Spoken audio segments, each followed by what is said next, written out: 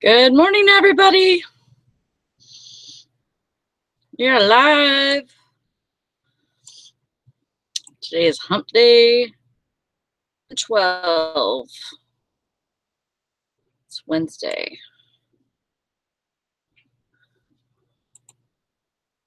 And I am by myself. I'm all alone today. Well, I have you guys, so I'm not all alone. But nobody has joined me yet. Maybe they figured I'd be late, because I'm usually late.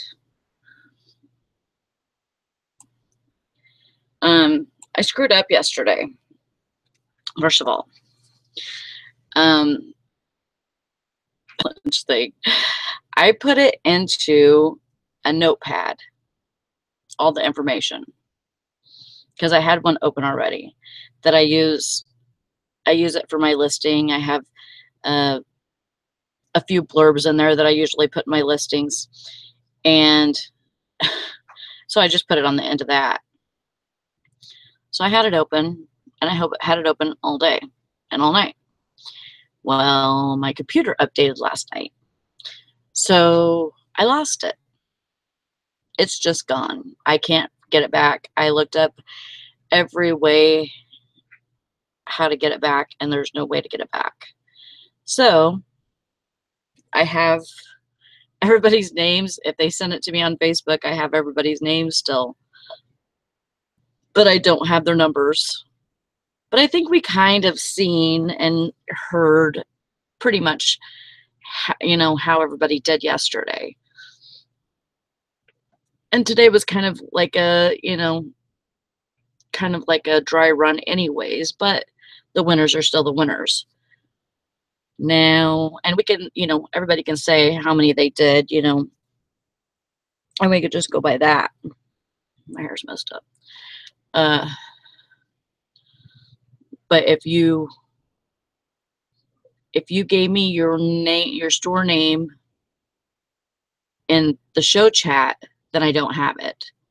So I'll need you to send me that on Facebook again, or tell me here again, and I'm going to put it into a Word document in the first place. And that way I won't lose it. Because Word documents, they update. Yeah, Valerie, I think everybody kind of seen how they did, and I know that Tara and Jim had a bunch, and they split it up, and it was still more than,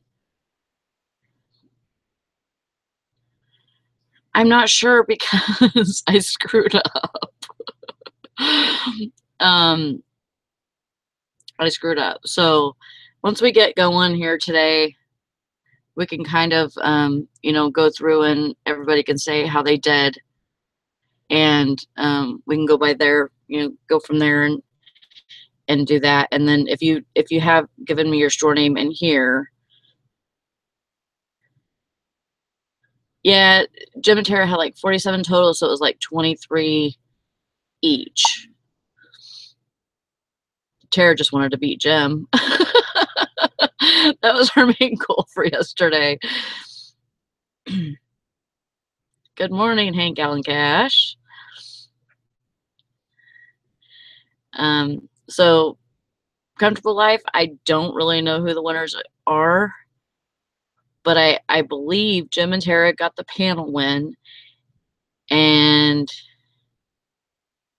then I'm not sure about the show, the audience chat. Yeah, I mean, it's, I got like 6 yesterday, and then since then I've listed like 7. So I mean, I'm doing actually really good for the last couple of days. So I've listed, I mean, I can't say that I've been doing really good, but I did good yesterday. Yesterday got me motivated. And, I mean, that's the main goal. is to feel motivated to, I mean, you shouldn't really have to feel motivated to make money, but because that's a motivation in itself. But, you know, we get kind of burned out doing this, you know, and you got to keep it fun, keep it exciting, have good goals, you know, make it competitive. You did 15? Wow. That's awesome, Valerie.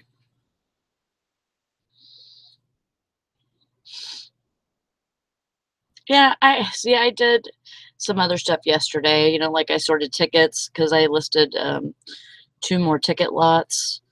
So I had to go through those, scratch them and sort them and everything, clean them up, and I got those listed. I already have a buyer for them. I have a guy that regularly buys from me. So he said that he put his money in PayPal yesterday, and it'll be good it'll be good in a couple of days. So he'll buy them from me.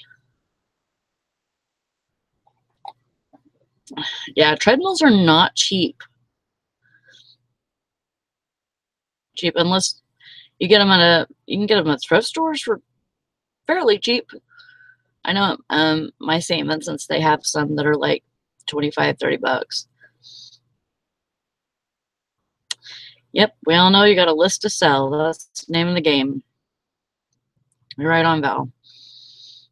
And I can call her Val because she's my sister.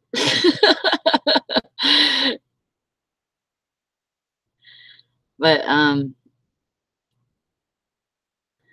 good morning, Tim. How many did you get yesterday, Tim? Because I think I missed you at the end of the show yesterday. I think maybe you left early, or I just didn't see you.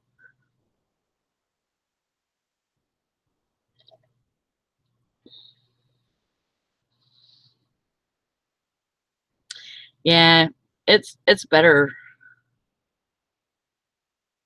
Yeah, see, Valerie has a Nordic track for 300 that you could buy. Okay, so you got 11 or 12. Pleasing pushers of products. That's a good one. Yeah, we're pushers. I knew I missed you. Oh, you're going by V now, huh? Valerie, you're going by V. Don't call her Val. I can only call her Val or her family or very close friends.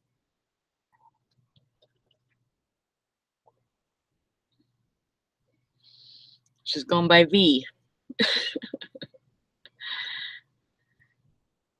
Well, Larry, you should have been in the contest. I mean, it's not that hard. You just, all you're doing is just seeing how many you can get, you know? And if you get the most, then you get the most and you win for that challenge. And we'll have other ones, but you need to try to participate. I think it would be good for you. And see, you did more than me during the show.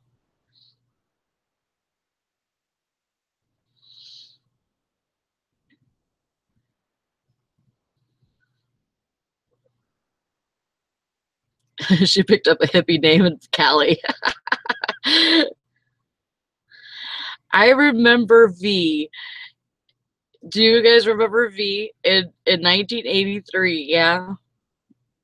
It was like really crazy for me because I was 4, 5, 6,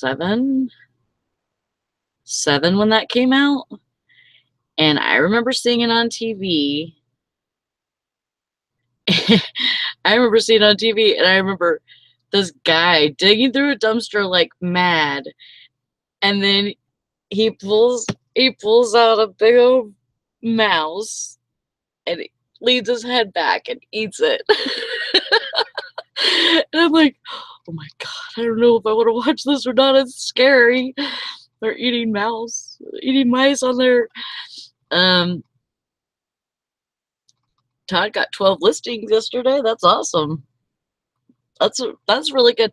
See, like when you think about it, you think, "Oh, 4 hours? I could probably do 40 in 4 hours." You know? I mean, the way that you think about it, you're like, "Oh, it shouldn't take me that long." You know? I should be able to knock those right out and get a whole bunch, you know? And, and then you actually sit down and work and do it, and you're like, 12, 15. I mean, even 15 is really not that much for 4 hours. For 4 hours work, we should be able to, you know, do 20, if not more, you would think, depending on how hard the item is to list. I was cleaning shoes yesterday and everything else. If I would have done it right, I would have got all my stuff together and, you know, uh, or listed slides or something. Yeah, some listings are really hard because you have to, you know, either do,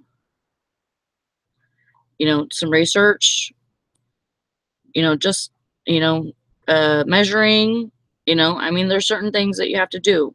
No, you can't get past it.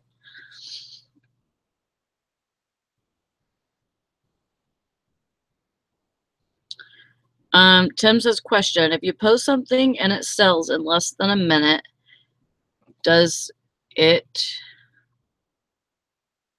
does that mean someone is in that category looking? Hmm.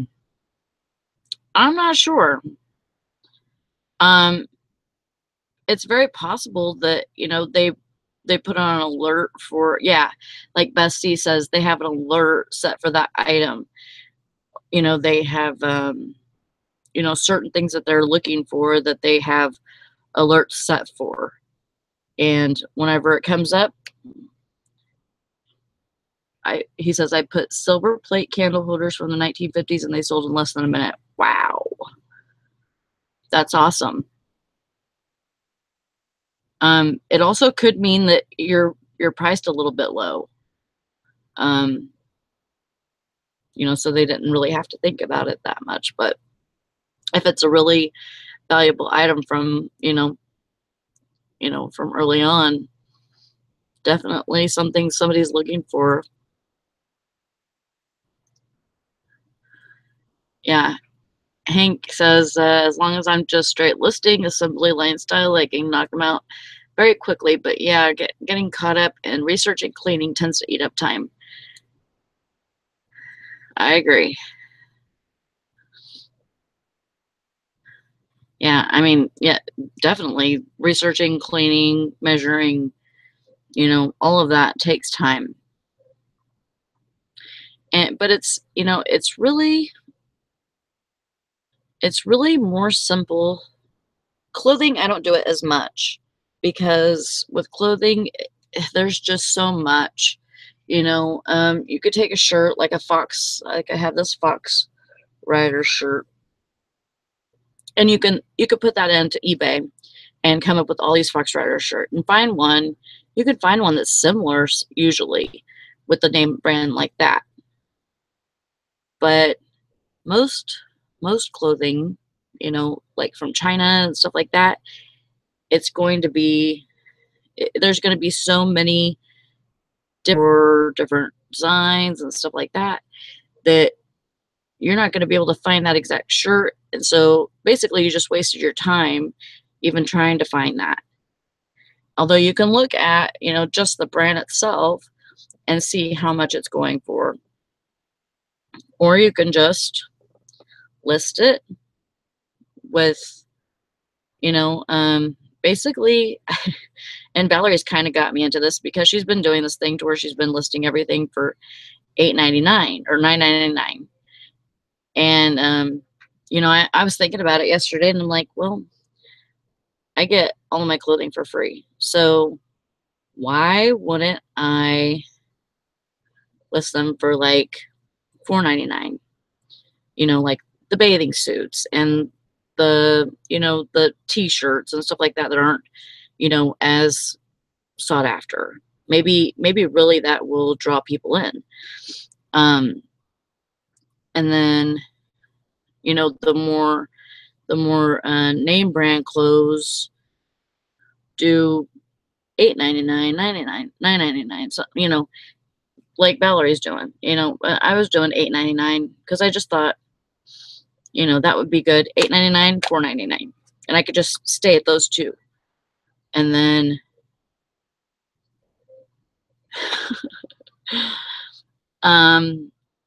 actually, it's a T-shirt.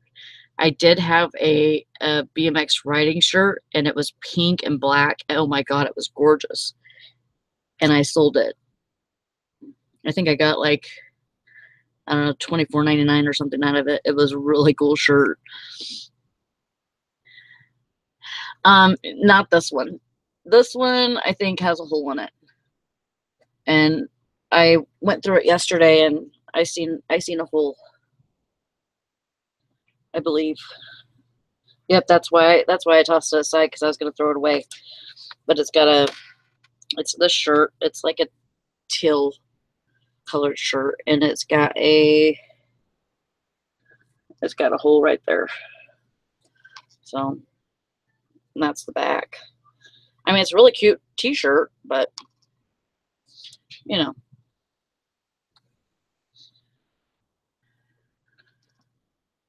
Okay, well, if I find any more of those motocross jerseys, I'll be sure to let you know.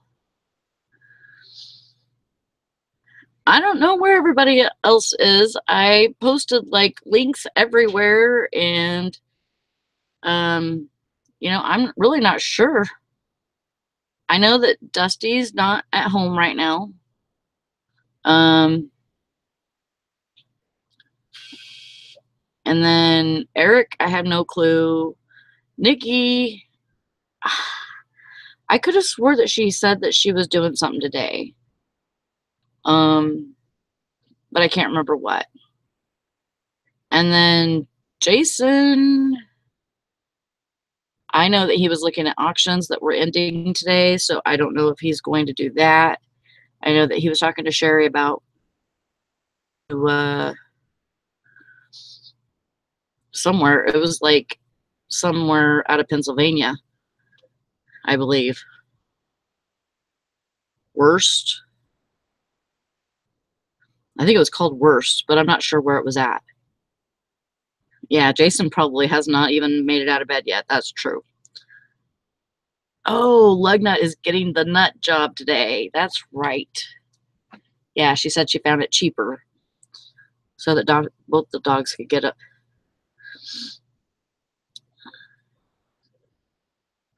Yeah, a lot of people wear Fox now, and it's becoming very popular.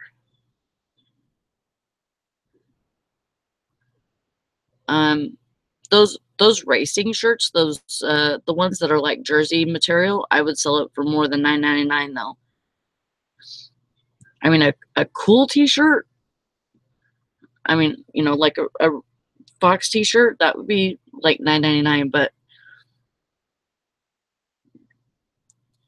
the jersey type shirts go for more than that.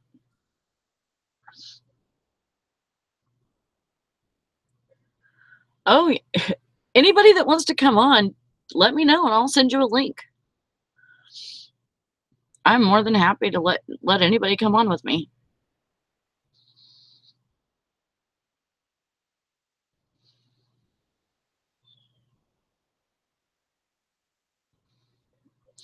How about I just how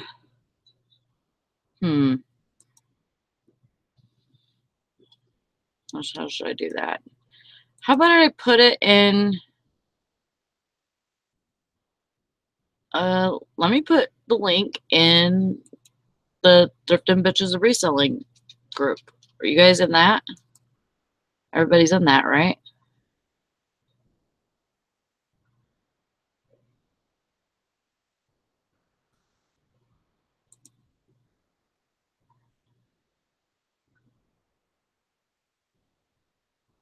You don't have to have a camera. You can talk You could talk in the chat or, you know, whatever you want to do.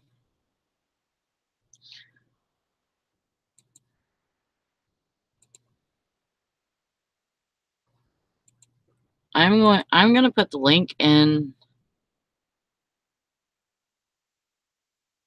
Dim Bitches of Reselling group.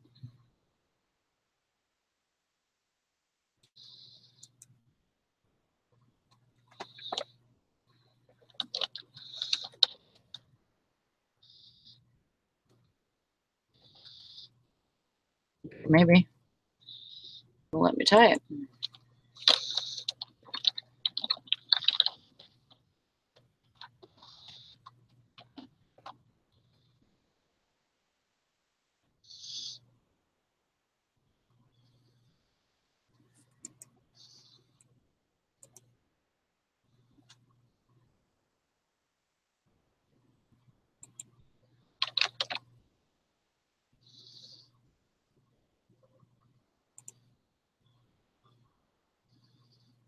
Yep, the link is in the Thrifting Bitches Reselling group. So if you want to come on, let's go. Don't be shy.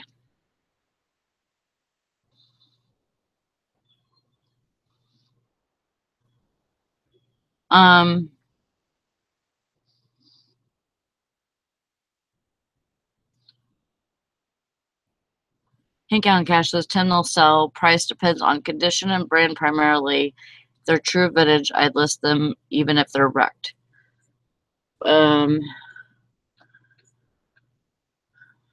Riding pants. Yeah, riding pants. Yeah, I would totally list that. Yeah, I would even list them if they had, you know, some scrapes and stuff on them. Because you never know if somebody's looking for, you know, a certain pair that have, you know, a certain brand or whatever or logo on them, you know, that they're looking for.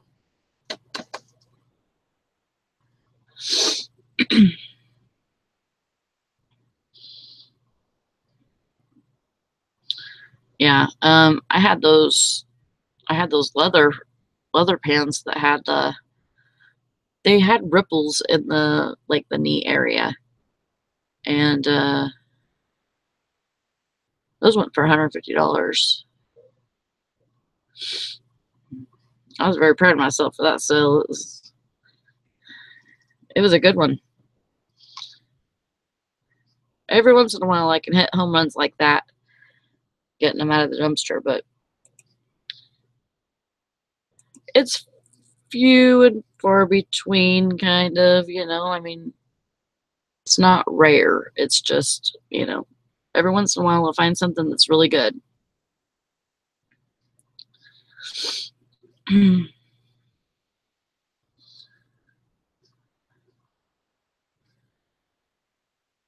Yeah, I hope you have that listed, Tim, because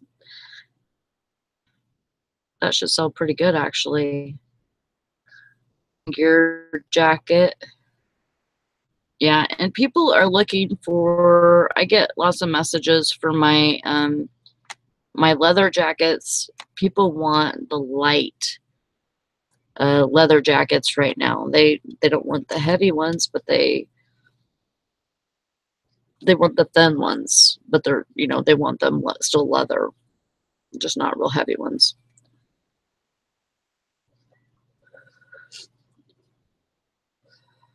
Well, it's either sell it or,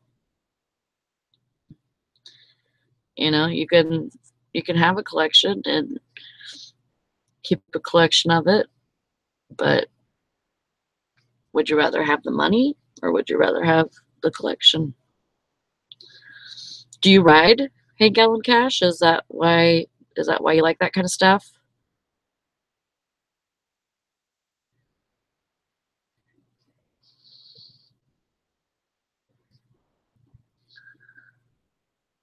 Yeah, I am trying to, you know, make a few plans, make some goals for myself because I really, really want to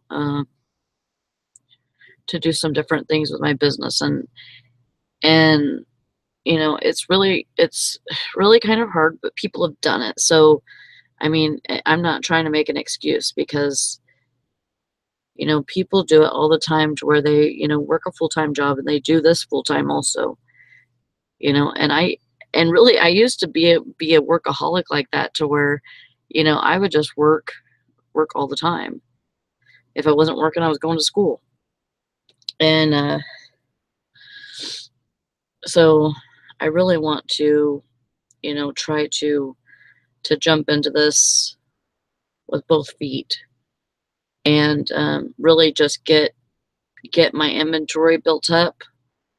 And I mean, it's not low by any means.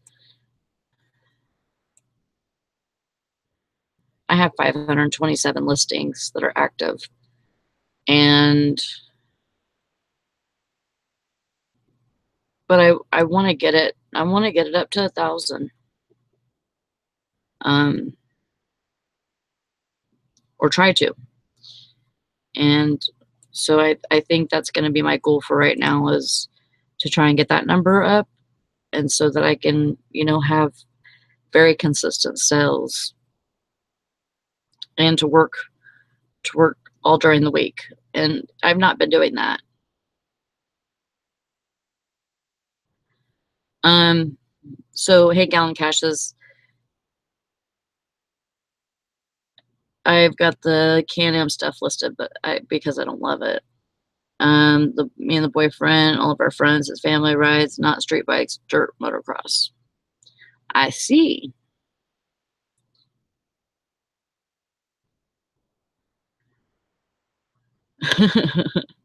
Harley Las Vegas top, huh?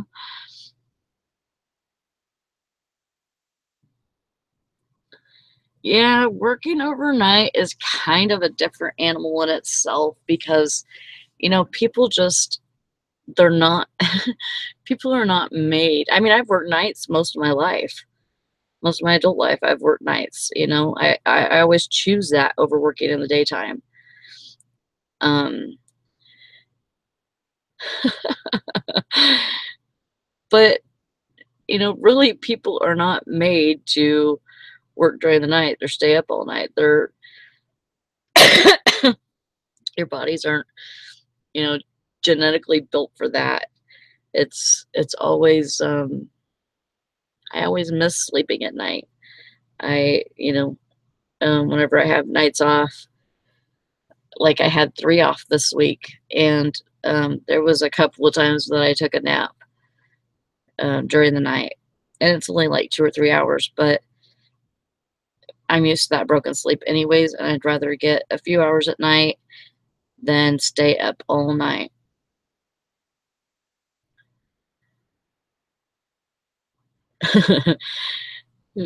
Hey, gotta catch this. I was up till 2 a.m. over a month ago, and I swear I was a total zombie for the next week. Just totally throwing me off. I can't move to days. It's, um, where I work, there's just not enough coverage as it is, and I am the main night person, so, as it goes right now, that's how it has to be. But I do have paid time off, and I am going to be taking that soon, or at least a week of it. So, and then I'll have another week that I can take, not a week, but 5 days that I can take. I'll take it in a couple of months or something. Just to, and I'm not doing anything special with it. I'm just going to stay home and work on my eBay business. But that's the point. I really want to, kind of ramp up before then, which it's the 21st is when I'll have off, 21st to the 26th. And, you know, just kind of ramp up from there. And, you know, um, then, by then I might have consistent sales to where I can, try to go to an auction and actually, um, pay for some inventory, even though I don't need any, but you know, paid inventory is always going to be better than, you know, stuff that you can get for free sometimes. You know, it's like, you know, you're picking what you can actually sell. And not that I don't do that from a dumpster diver point of view, but because I do pick out what I think I could sell, but it's in a hurry, you know, and it's not like an educated guess. It's like, oh, I think I could sell that, and then, you know, just move on to the next item.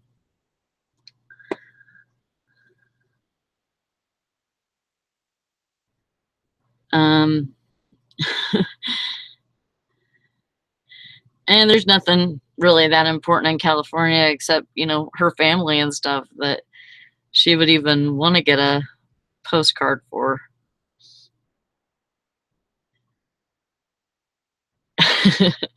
Yeah, I mean, there's a lot of stuff that I pass up, you know, just because I don't want to deal with it. But you know, Eric. Hey, I didn't know you were here all by yourself. Yeah, Sorry, I'm getting sick of listening to myself talk. You send out a second message if you're by yourself. I was making breakfast and all that stuff. I could have hurried up a little faster. Well, I put the link in the chat. I know. Did you get catted last night? Oh, well, sorry. Yeah, I mean, I don't mind, but you know, I'd rather have somebody to talk to besides everybody in the chat. There's only so much babbling you can do on your own before you realize. Yeah. Let's see. Yeah. Bring up the chat. I haven't barely turned the computers on. I'm like, well, I think we figured out that Nikki has to take her dogs in today or something. Yeah, she had her vet appointment. Yeah, and then is Jason doing an auction thing today? Like, is he going to? That's this afternoon. Something? That's this afternoon. But I mean, he's got to be there at 2. I think it's about 2 hours away from him. Roughly. Oh wow. It might be a little more. It's over. Actually, it's over by Sherry's house. Oh, cool. Yeah, we were trying to get Sherry to go, but she's scheduled to work at her other job, so she can't make that. So yeah. But, Hank on the Cash says, "How does it feel to be 25 today?" 25? I haven't seen 25 in a while. He's like, I don't know. I wouldn't know. I'm not with it with these kids' slang today. What's that mean?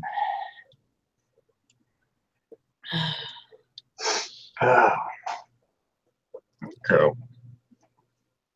You know, I was talking to Valerie earlier today, and you know, she was saying that she wants to really kick it in the ass when she gets back home. And she's she said she's like 20 items. Yeah, 20. She did. She put in the chat yesterday. I can't remember what it was. It was at least 20. Well, she's on vacation. But yeah, but that's not even a terrible week for somebody if you think about it. I mean, you know, it's all 3 a day. You know, she's got quite a few items. She's over 1,000 items at her store, so I mean, she needs to be selling a little bit more. Yeah. But you know, normally she is. So. Yeah, she's actually not doing bad at all. But she, you know, she wants to do more. Well, yeah, we all want to do more. And again, it's not necessarily doing more. It's oh, okay, I get it. I don't care. I've never been worried about my age or anything. So it just is what it is. I said I don't even celebrate my own birthday.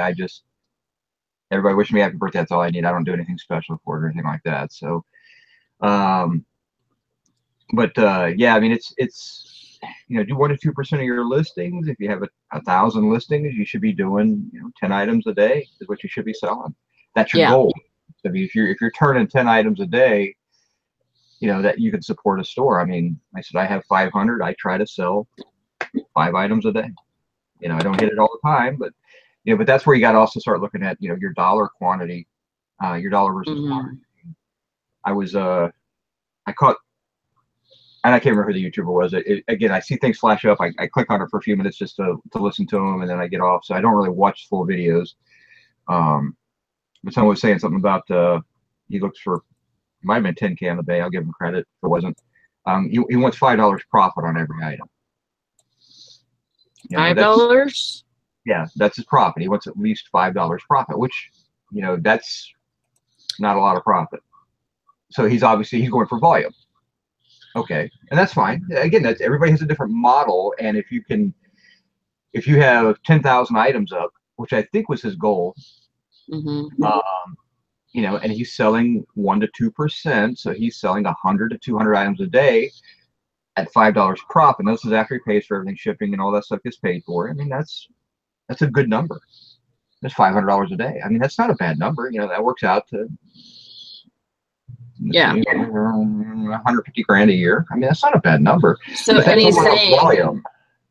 he's saying he wants to make $5 a day after what he has spent on the products. Okay. Yeah. And is he going to the bins to get his stuff? I assume so. I don't really know where he gets his stuff. I haven't watched follow it him just because you know, if an interesting topic pops up, I follow a lot of people, but I don't watch videos. So, but if the topic pops up, I'm like, oh, that's an interesting title, and I've got nothing else to do, I might pop in for a minute or two just to see what's going on. But you know, I'm not gonna, I don't fanboy over anybody or anything like that. I don't really care. I just, you know, if something's interesting, I'll watch it. I mean, it's just like anything else. It's how you get involved with documentaries and crap like that. But you know, $5 profit. So if you bought an item for $5 and you sold it for $15, you could probably figure $5 profit out of that, or if it's a first class shipping type item. Okay. You know, I'd rather have, you know, I'd rather spend $1 or $2 and make 25 on them. Yeah. You know, where my profit's like $20 a day. So for every 5 he sells, I can sell 1. You know, that's what I would rather be at, where, you know, if I sell 5 items a day, I make, you know, $80 to $100, and he's only making 25. You know, so he's basically planning on buying for, you know, buying. He's buying cheap, low. He's selling cheap, but he's got an ROI of $5. So that's what his investment needs to be. Wait a second. All right, I'm gonna get caught on the chat. I have this in the chat. We're waiting back. This won't take very long. Okay. Nice, Tim. That's the chat I get. Okay, so I missed whatever Tim said.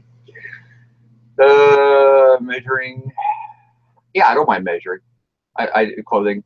Wow, nice T-shirt on Tim.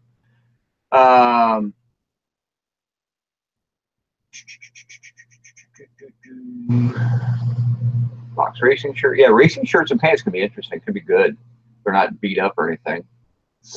I'm gonna go pee real quick. I'll be right back. All right. You needed a code message to pee. Okay. Batteries box film. That's what I haven't seen for a while. Yeah, motorcycle riding equipment and BMX riding stuff, if it's good, you know, good quality stuff, is nice. I don't really know a whole much about that, but you know, that's because I was never into that type of stuff. I mean, I rode motorcycles, but I rode street bikes. I didn't ride dirt bikes. Although I learned to ride a motorcycle in Arizona in the desert,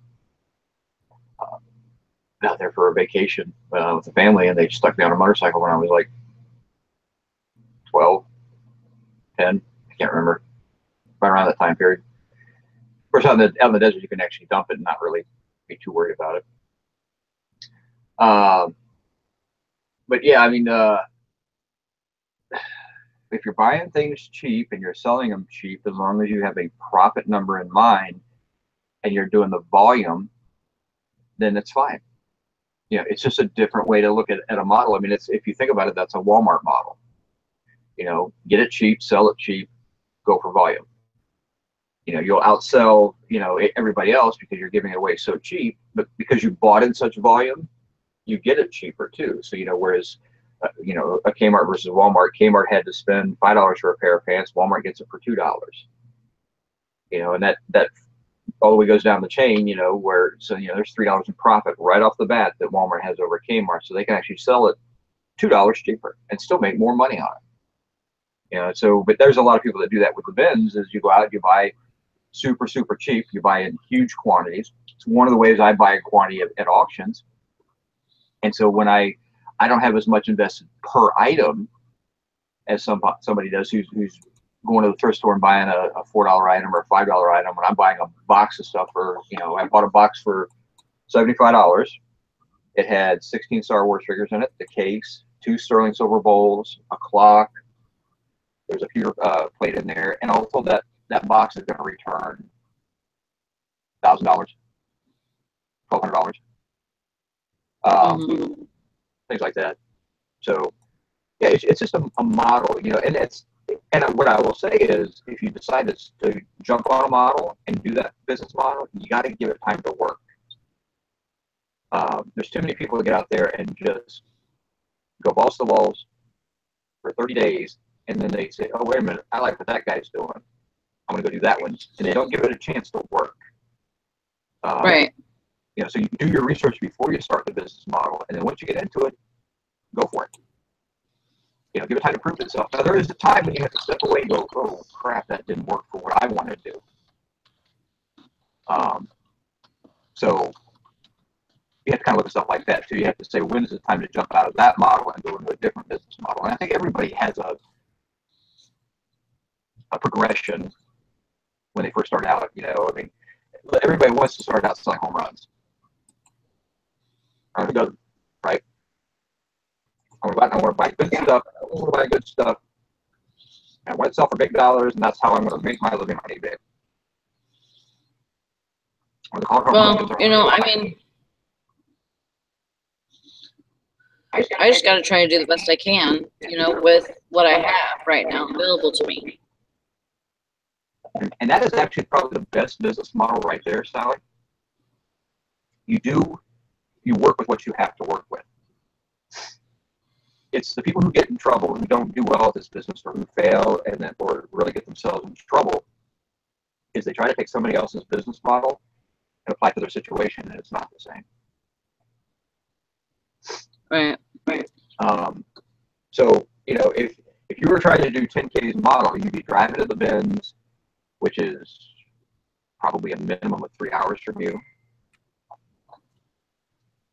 Am I really scratchy? Yeah. Yeah. I'm just so refreshed. Up hopper.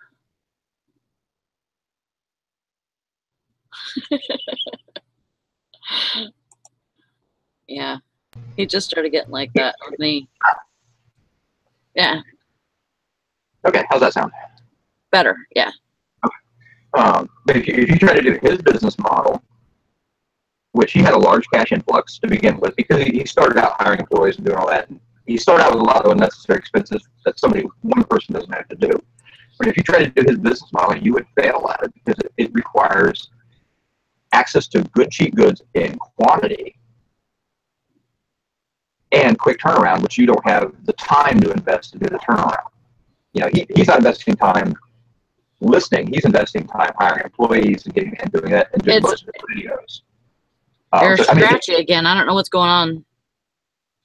Everybody's saying, okay, not better. Yeah, you're scratchy still. Do I sound okay, everybody? You sound fine. Okay. Yeah, usually it's me that has the little mouse noise going on. Fishing and picking, you don't necessarily need headphones for the Hangout. As long as you don't have an echo with your mic and stuff. Some people can, get away without not having headphones and stuff. I cannot. I have to have headphones.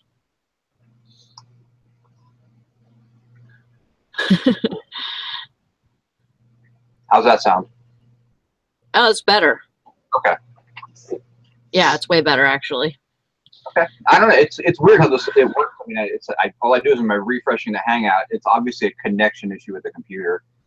Because we all experience it at times. We all have an issue where the thing goes scratchy or just goes scratchy. It's not like we're doing anything different. A lot of it's traffic on your own network. My son just woke up, so he's probably hopping on the wireless as well. Though I'm on a wired connection with my Hangout computer, so right. Nobody really knows. But if I go scratchy, just tell me. But yeah, it's all about, do your business model the way you want to do it, but embrace it and go for it. I mean, you've embraced your business model. You pay very little money for your items, if anything. Yeah. And you accept the fact that you're not going to have a high rate of return. You're not going to get $25 or $30. And I know what I have to do that. Yeah, you're going to have to get out there and spend a little bit of money and expand your sourcing area to where you can, because I mean, you live in the middle of nowhere. Yeah, well, I mean, you do. I mean, there's just no ifs, ands, or buts about it. You're Sally's half an hour from the ass into nowhere. I mean, that's just kind of where it's at. So, I mean, but like I can have I have 2 thrift stores, three thrift stores actually here. They do auctions 45 minutes away. I found that out. And actually 45 minutes away that way and 45 minutes away that way. So that's what I'm going to try and hit next weekend. Okay. And then and I mean, I'm sure there's, other places, to go picking or whatever. Yeah, well, auctions usually require a little bit of outlay cash. Which is absolutely, I mean, I've been to auctions where I spend $1 or $2. You don't usually come away with quantity doing that, but I've also been to auctions where I spent $1,000. So you have to figure out what your budget is for the auction. You take it there, and then you have to account for taxes and buyer's premium as well. So, you figure out what your budget is and say, I'm only going to spend 75% of that budget, just because the other money is going to go for the administrative cost of the auction. And then you just be very careful. And like I said, if you haven't been to one ever or in a long time, don't take any money. Just go and watch. Yeah. Learn how the auction process works. When I first started getting back into auctions, I was in a different area. I'd never been to these auctions before. I didn't buy anything the first few times I was there. Because I'm like, okay, how's it work? Who the players? How's the auctioneer? How's his pattern? Yeah. Does he make sense to me? Can I follow the auctioneer? Can I understand him? I've been an auctioneer and realized, I don't know what the hell he's saying. I'm not going to bid on something I can't even understand what the guy's saying. Yeah, I see, and that's one thing that I'm kind of scared of, is because I'm so deaf that I would have to definitely sit in the front and see what they're having up next or whatever, and I would have to have my husband there so that he can tell me where it's at, Well, that's where what you would do is you'd almost have to go with your husband, and you'd have to let him do the bidding, and you guys make the decision on the top number for that item or that group of items, whatever it is. If you have trouble hearing, it's going to be difficult. So, I mean, you'd have to say, okay, here's a lot coming up. I want that box. I want to pay no more than $7 or $8 for it. That's where we need to be at. And then you kind of let him think. And my wife and I, what we would do is we would go and she would find something she liked. And I'm like, okay, it's worth about this much. I said, do you want to bid or do you want me to bid? She's like, no, you go ahead and bid. I'm like, okay. And I always built like a 10% factor. If I think one more bid's going to get it based on the psychology of the people who are bidding on everything, I'll throw that extra bid out. I'll overpay a little bit sometimes. But that's just experience. I know there's still money to be made or something like that in there. But if it was something that I really wanted or I thought I could make really good money, I actually had her bid, because there's a lot of gentlemen in auctions. Yeah. I'm not one of them, but there's a lot of them out there, and you have a pretty wife and she's bidding, and everybody knows that you normally bid, but she's bidding. They actually back off a lot when women bid. Especially if you're not the normal bidder, because they she wants it for herself. Isn't that sweet? Oh, hell no, I'm going to make money on it, but I'm just going to let her bid on it. So. Right. Yeah. Yeah. Going to auctions as a partnership is it's a blast. It's a great night out. You're making money. You're spending time together. You're supporting each other in what you do. I mean, it's really a cool little relationship building thing. Yeah. But Fishing and Picking wants to know if we double screen the chat. I don't. I can see the chat in here, and I can see the chat in YouTube. Yeah, I have the YouTube. I don't know if that's what you're asking. What you do is you can pop the chat out and then shut down the YouTube, so that way we're not hearing the YouTube channel going at the same time. Well, you have a signal on you hand. look so relaxed. I mean, I don't. I'll bet up against the little old lady. You can forget all, and they're usually around here. They're the ones that are mean as hell anyhow. Yeah, there are some like that, but if you and Tristan kept going to the same auctions over and over and over and over and over again, and she's the type of outgoing. My wife was like you, super outgoing, would talk to anybody, friends with everybody. Guys would back off when she started bidding. And I'm like, okay. And they would, and oftentimes, is your wife bid? I'm like, yeah. He's like, well, I need that. I'm like, well, go ahead and bid. I'm not stopping you from bidding against her, but they wouldn't do it. It was funny. But she was as ruthless as the rest of them. So. And usually it's the little old ladies, the ones that have been doing it for years, that are antique dealers. Yeah. Yeah, they're ruthless. I mean, my wife wasn't the little old lady. Believe me, my wife was I think Italian, dark skin, dark hair, gorgeous, woman. That's what my wife was. I mean, she was, throw a pair of glasses and a scarf on her, and she'd drive the convertible around, and she looked like she was driving an Italian, countryside. That's who she was. So, yeah. So, Batter's Box says to watch my first online auction, nothing but Walmart stuff. Yeah, online auctions are hit and miss. But if you get enough of them around you, you can still make money on them. I got to go pick up some stuff I forgot I bid on. I spent $1 last night at my online auction, and I bought 2 vintage transformers, and these are huge transformers that are used to run big light systems, and the comps on them are over $100 a piece. I got 2 of them for $1. Oh, wow. So definitely worth your trip then. Yeah, it's worth the trip. You got to be careful, because sometimes you win things for $1 that it's not worth the trip, but you still make the trip anyway. And I'm involved. I've got about $400 in bids out right now in 3 different auctions, but they don't end for a couple of days. So you got to figure out the different auctions too. Like that one that he said was nothing but a bunch of Walmart stuff. I mean, that just may have been the seller they were selling for. It's like going to a live auction. We have wholesale auctions that are nothing but pallet return stuff, but then there's one that we go to on Friday nights that's out in the country that's all antique and collectible stuff. Mm-hmm. That's why I say you got to check them out. You got to look at the pictures if they put pictures up. But most of my money that I've gotten off of auctions is the stuff that's not pictured. Right. Because the auctioneer thinks they put pictures up of things that they think people want to buy or that they know is valuable, but you can't usually get those at a good price. So you gotta evaluate what you're looking at and make a decision on, okay, that person has a lot of antiques. What's the other stuff that they didn't show pictures of that are equally as good, but the auctioneer just doesn't think there's value out there for his local area, but I'm talking about worldwide selling. So yeah, you can usually do well with stuff like that. Well, that was one of my things for this summer. I told myself that I was going to go to at least one auction, and I have to do it. I got to get myself out there and find out if it's something that's for me or not, because it could be that I hate them, or that, I can't do it because of my hearing and it's not worth it to me, So we'll just have to see. Yeah. I mean, you have to try it. Mm-hmm. And not everybody has good auctions around them. I mean, there's definitely some areas of the country that just don't auction.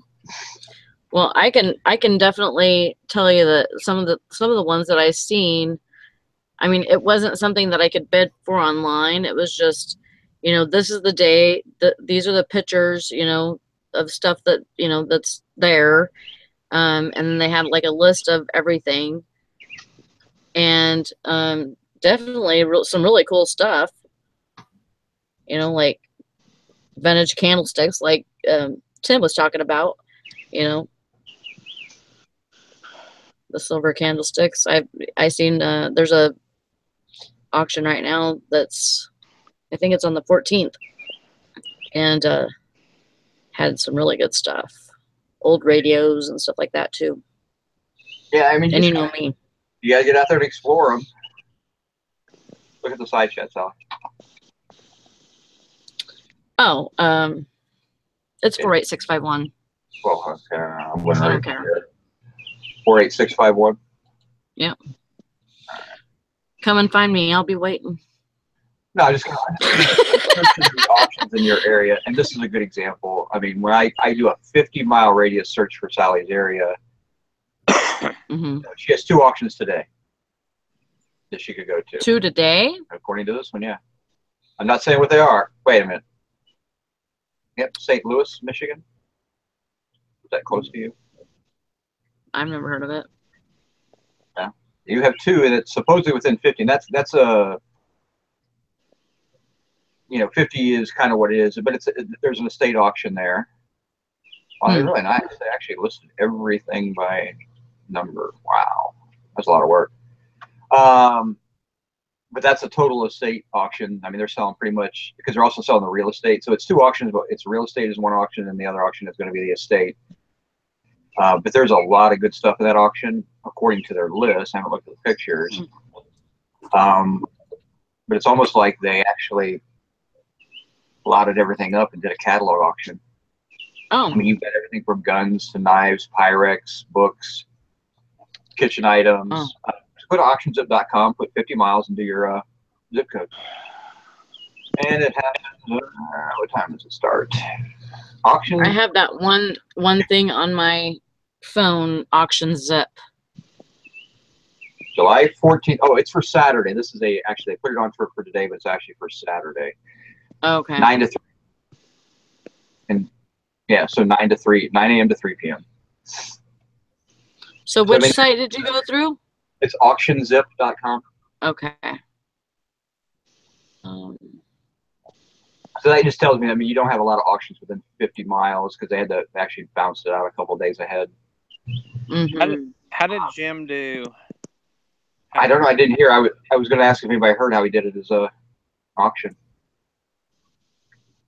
Did I lose my camera? Oh, I guess I did. Yeah. There we go. I know he went to a storage unit auction yesterday, and he said that some of the regulars that I've kind of introduced him to were there, which is normal. And I know he said they bought half the units, and that's normal. They do. But they're cool though. They don't. Yeah, there's 1 or 2 people that I'm not real good friends with, dealers, but I've known them for about 10 years just from going to stores. Yeah. If they know you're new, they'll run you up, just try to run you out. Sure. I mean, they want to make it the buying experience bad for you so that you never come back. But that's where it's all about being. It's like going to an auction. If you're at an auction like the antique auction we went to last Friday night, you know, if you're there with a bunch of junk dealers and whatever, you just kind of get in there, you make friends, you become one of them, you know, and eventually they're not going to run you off, you know. Not that they're all run you off, but you know, it's all networking. But you got to be a certain. You can't stand with your hands in your pocket either, and stand at the back wall, or you'll just be like, "Hey, there's that guy we recognize that keeps coming to the auction." You've really got to make business. You've got to make friends.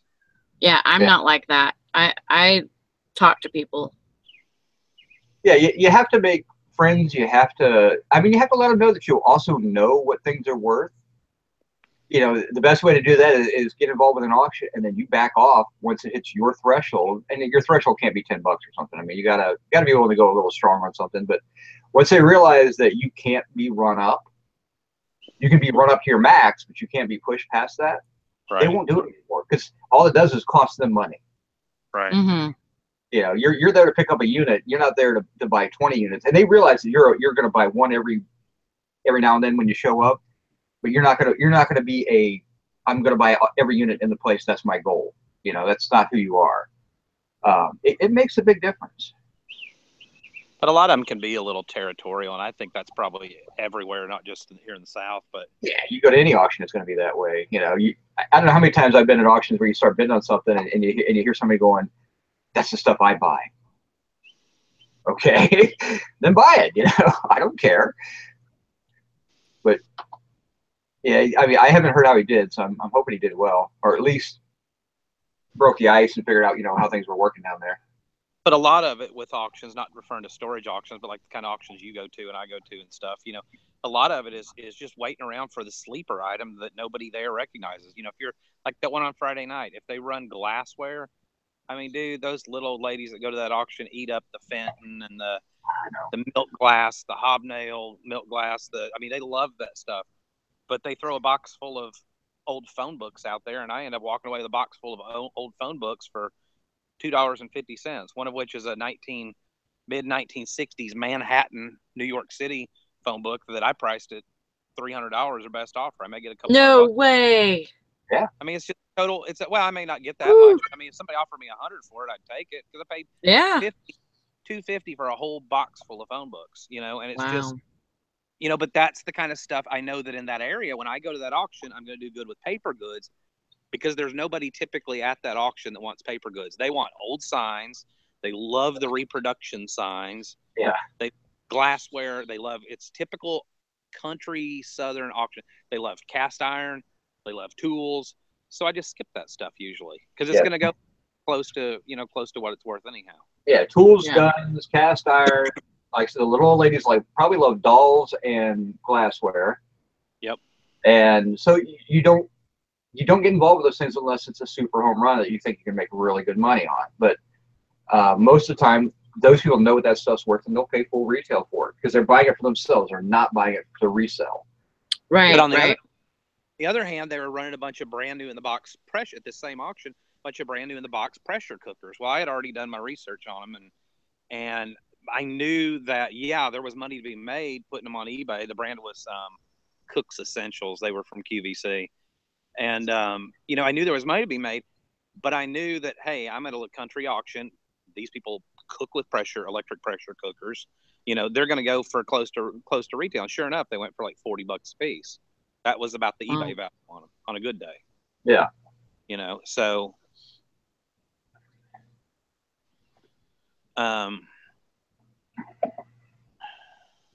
you know, but that's what you got to do. You got to get out there and check them out. Like I said, on Saturday, like this Saturday coming up, I'm only looking just for this weekend. You got quite a few decent looking little auctions that you could go to, Sally. And the good thing is they're only good for 5 or 6 hours in the morning. Usually like 9 or 10 o'clock in the morning. They'll run till 2 or 3. Yeah. So you're not investing an entire day, and then you can, you don't know if you have signal or not. So you kind of have to. I always count on not being able to get a signal when I go to an auction, so I kind of go on what I know. Online auctions are great because if they take decent enough pictures, you can research the crap out of it. Mm-hmm. And you're going to make money before you've even started bidding on it. Does Alan even have a camera or microphone? Has he talked yet? Not yet. I don't believe he has a camera, but I think he has a microphone. I think he's had to talk before. You have to take your mute button. You have to push your mute button so you can unmute yourself. I'm trying to find his headphones right now. So. Oh, I see. And when you find your headphones, if you can hear us, when you find it, you may have to refresh the Hangout page, which will make you leave it and come back, or to re-recognize that as an audio source. If it doesn't work when you just plug it in, you kind of every time you go in or out of a Hangout, Google kind of re-recognizes your camera and or microphone. But no, back to that whole thing with the 10K on the gay guy or whatever. I've caught little bits and pieces and that's what somebody else called him the other day. I've caught little bits and pieces and whatever, and that's great. I think that's that was who you were talking about, right? That was doing the. I think that's. I'm not positive, but I think that's who I saw the video from, and except he was just. He was explaining a different type of business model, but his business model is video income. his video, that's I think it's and that's somebody fine. that we've all watched these videos for a long time. He's out there to make money off of YouTube, because that and business model, although it's interesting, that business model won't work for 99.9% of people. I mean, you would literally have to have employees, and if you didn't, you'd have to list 50 to 100 items a day, because you got to consider maybe 20% of them are going to sell. So if you're making $5 profit an item, you list 100 items a day, and 20 of them sell. I mean, that's at $5 profit. That's $100 a day. That's not so he's necessarily enough. Is he trying to stay at 10K? His goal was to have 10,000 items on eBay at all times. Oh, I just think it's a volume. I don't think that most of us watching this video or whatever, I don't think Maureen, I just lose y'all. I don't think that most of us are disciplined enough to do that or want employees, Yeah, I mean, but like I said, he also started with a large influx of capital. I mean, he probably had $15,000 to $20,000 to invest in his business. yeah, and that's completely different than anybody that I know. Exactly. Yeah, and again, so that's why he's gotten so many followers and he's interesting, is because he's attacking it from a different standpoint than most people do. That's the only reason that I think he actually is doing very well. And it's not like he's a power seller or anything like that. He's just he went and said, you know what, I'm going to attack this like it's a true business. I'm going to invest capital. I'm going to get employees from the beginning. I'm going to train them the way I want. He has employees, and I think most of the people getting into this business don't have, not that they couldn't learn. This isn't a judgmental thing, but most people either don't want employees or wouldn't know how to manage and handle employees. Not to mention the paperwork and everything else that comes with it. Yeah. I have no desire to have employees, period. Yeah, it's again, that's why I find it interesting to, every now and then he'll come up with a topic and everything, but I don't subscribe to him. And he's got a Patreon channel. He's got other streams as well. I mean, which is, like I said, it works for him. He's great. He's a fairly personable guy. I mean, he does really well on it. I don't mind not listening. There's some people that get on YouTube, you're just like, I can't deal with the voice. Just so you know, I have lightning and thunder. So just if I go out, then I'm sorry. Well, the show will run down last night. 15 minutes. So getting a storm. Shake beans for dinner. I did not. So that wasn't a rumbly in my tumbly. He's a good guy. He does his thing, and that's fine. But that business model, I don't think a $5 ROI is what everybody should shoot for. I think you should shoot for whatever ROI you want, but if you're going to shoot for low ROI, you've got to do high volume. Well, I've said before, it can be done. If y'all remember John Chartier, that used to be on the old morning show or whatever, he built the business on just on blue jeans, and that was his model, was to sell I don't remember, like $14.99 free shipping, but he bought them by the Gaylord box. Yeah, he bought them literally wholesale, $1 a pair or whatever it was, or a couple bucks a pair, and probably had some bad stuff in there, so he probably had $3 or $4 or $5 in it. But he had employees, and he made up for it with volume. I don't want to be in a volume business. I have mad respect for him for doing that, but I don't. And this other guy or whatever, I don't want to be in some business where, this is me personally. To me, eBay is not getting up in the morning, getting my employees, starting the assembly line up. I don't want to own a factory. No. I love collectibles. I love the thrill of the hunt, and if my business were like that, it would lose my interest, because that just sucked every bit of fun out of it. Yeah, that would mean you'd be at auctions 7 days a week. You'd be spending 7 hours. You would have no chance to do any of the research aspect of it, to really kind of dig into it and kind of enjoy what you bought. You would literally be drive your truck home. Here's the stuff. Employees, you clean it. Listen, I got to go back out tomorrow to buy more stuff. It could be done, but my goodness, that would be brutal. I mean, that's the only thing I would say. It would just kind of be brutal. And I think we lost the whole thing. Did we lose the Hangout? Can everybody hear me still? Oh, there you are. You're back. Can you hear me, Dusty? Hello? Hello.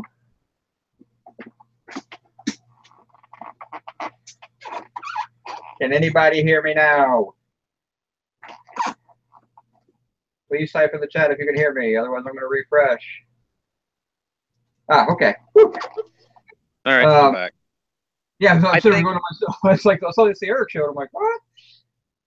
We may have lost Sally. If we lost Sally, then we'll lose the Hangout after about 15 minutes. Can you hear me? Yeah, I can hear you.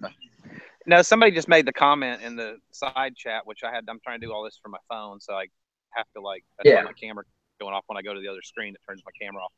But somebody made the comment, you have to question, people that are doing pumping out a video or I mean, there's one very popular reseller that did 45 videos. I counted them out of curiosity. They did 42 videos in 30 days, and they have a huge following and all that. And I'm like, at that point, are you really doing it? You got to question. I mean, I do it because I truly enjoy teaching people. I've always said that, we're not a rags to riches story by any means, but we've had those times where we pulled ourselves up. And if that story can help somebody else, then I think that's worth doing. But you have to question. But there's long periods of time. We haven't done a video in a while. You want to know why? There's nothing teachable. There's no teachable moments. I have had nothing exciting happen. So I'm not just going to pump out a video to pump out a video, And I think at that point you have to question, is somebody really trying to teach, or are they just caught up in the limelight and are they really there for? Are they really there for the AdSense revenue, or are they really there to teach?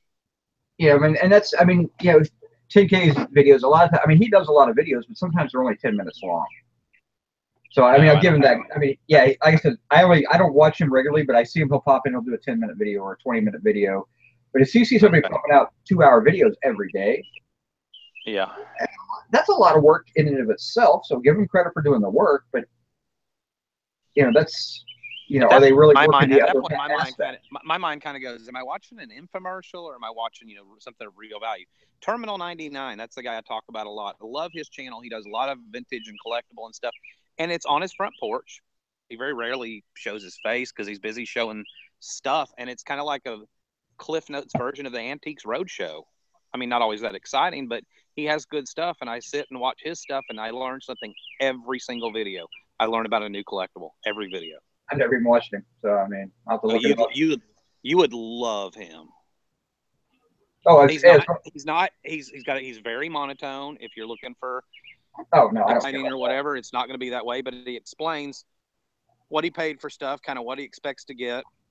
If he knows a little bit of the history behind that type of item, he'll explain that. And see, I love that. To me, this whole business is about getting an education. Yeah. About constantly learning. I need to get a reel-to-reel player, Dusty. Huh? All those reel-to-reels I bought from that radio station. Yeah.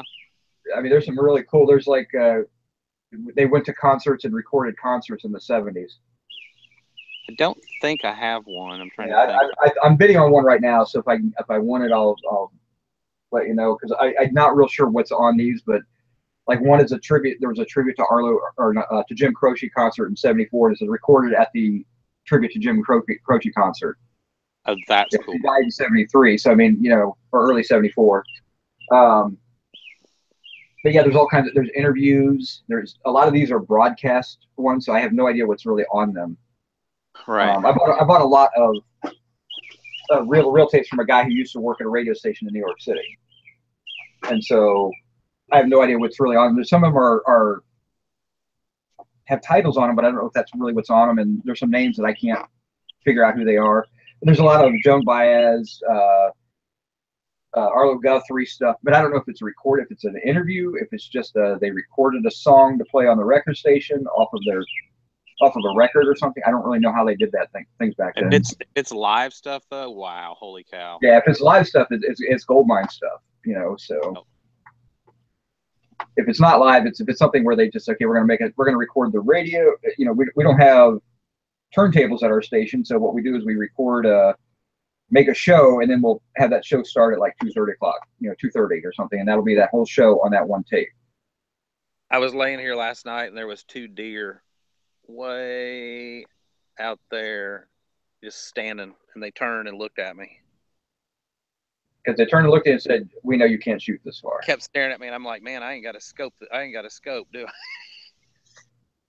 I was shooting I was out here shooting earlier. I was out here shooting about 2 hours before that, so it kind of surprises me that I'm sure they're probably used to it around here, but the deer are. But Gabe had his 22 out shooting, doing some target practice, and I had my 9 out shooting it. I was going to teach Gabe how to shoot the 9mm, and it just got too hot. He's like, I'm sweating.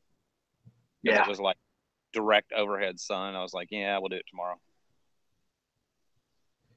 There's Silverhair Stacker, the hand. Hey! It's the puppet show. What's going on? It's like an icon. Yeah, you got a coffee cup. Yeah, that looks like my desk. A couple coffee cups. Got a phone. Got my lube. Yeah, there's a mouse and a mannequin in the background. Is that a mannequin? I thought it was a gallon of milk. I thought it was a gallon of milk first. When I first looked at it, like, nope, that's a mannequin. Okay. God, they had a really old mannequin go through the auction the other night. The steel frame, wire frame. Oh yeah. Probably more of not a mannequin, more of a dress form. And I got to looking at it. It could have been easily taken apart in 2 parts, but they ran choice on an entire row of items outside the auction when they started. And it went for like 35, and I was like, yeah, do I really want to mess with a 2-part old man? I mean, it could have been worth quite a bit, but would have been shipping in 2 boxes, blah blah blah. And was that, you said last night? Last Friday night. Oh, last Friday night. I mean, how's the picking been on the trip?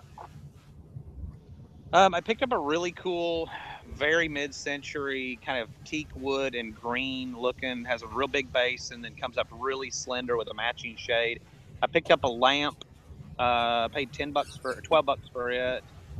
And then I picked up an entire little portfolio of what looks like somebody's student art sketches, pencil drawings. Okay. They do have a name on them, but I can't remember. Florenco. It said something on the bottom. Florenco something.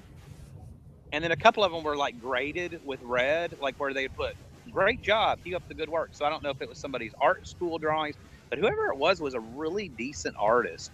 Okay. There's probably about 30 sketches in the whole book. I get $20 for it. And they were a couple of them were dated 1941. So okay, they're fairly you'll find, just for you. Hard to get good value out of stuff like that, but you can you'll find somebody who likes them just for the artwork. Well, and had they not been 1941, if they'd been something from the 60s, 70s, I probably wouldn't have grabbed them. And they were just looked like where somebody practiced doing, still life kind of stuff. They put a statue in front of them and sketched it, and an apple and a whatever, and some of them are a little more interesting than that. I'm waving at Todd. They look like they're charcoal though. I mean, it's just they're gonna piece them out. They're gonna sell them a collection.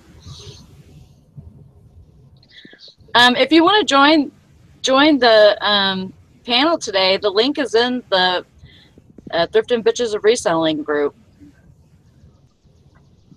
You're brave. I know. Be ready. Be quick on the eject button. Oh, I know. Yeah, throw me out of here. No, never. But yeah, I mean, that's, like I said, kind of back to what we're talking about. Everybody's got a different business model. You just kind of work what's working for you. But if you're willing to admit that your business model is not working for you. But you know what? You might need to think about it. You know what though? I think that if you're going to put yourself out there, like 10K on the Bay or whatever his name is, if you're going to put yourself out there for everybody, then try to be relatable. He's not really being relatable because he's got all this money invested. He's got all these people invested, and he's not relatable. In my opinion. In the aspect of his business model is not. I mean, there may be 5 people in the country that are going to can do his business model. Whereas but again, that doesn't necessarily mean his advice isn't good or bad. It's just you cannot copy his business model for the most part. Most people can't. Right. Yeah, I personally, if I was going to put myself out there and like brand, because it seems like he's, you know, branding, you know, himself as he Well, goes. he's building And a video empire and not an eBay empire. right. It's fine. And I hope he succeeds at it. I hope he does really well, makes lots of money. Great for him. Not everybody can follow his business model to build the eBay empire the way he's kind of trying to teach people, but it doesn't mean he doesn't give good advice. But I think what's gonna happen is the majority of people are gonna watch it. They're just gonna see the clothing brands and stuff and go, "Oh my gosh, it's awesome," and not realize, well, you could make a business out of anything and commodity, anything that sells. You know, if you can make $5 profit on I've always said it. You could do it with coffee mugs. You could make a hell of a business out of as much as I pick on coffee mugs. I sell coffee mugs, but you'd have to have a ton of room, a little bit of capital, probably not much because they're usually a quarter. But you'd have to literally get up thousands and if you had 10,000 coffee mugs listed and you had them all for $14.99 free shipping or $17.99 free shipping, you could make a decent living. But a lot of them are going to sit for years and years. And, you know, I haven't caught scavenger life in a long time because I kind of got burned out on them. But I caught a little bit of them the other day, and they were talking about, you know, how they have stuff that's long tail. That's, you know, we sold something this week that has been sitting there for a year and a half. And I don't think a lot of resellers are prepared to have stuff sit for a year and a half.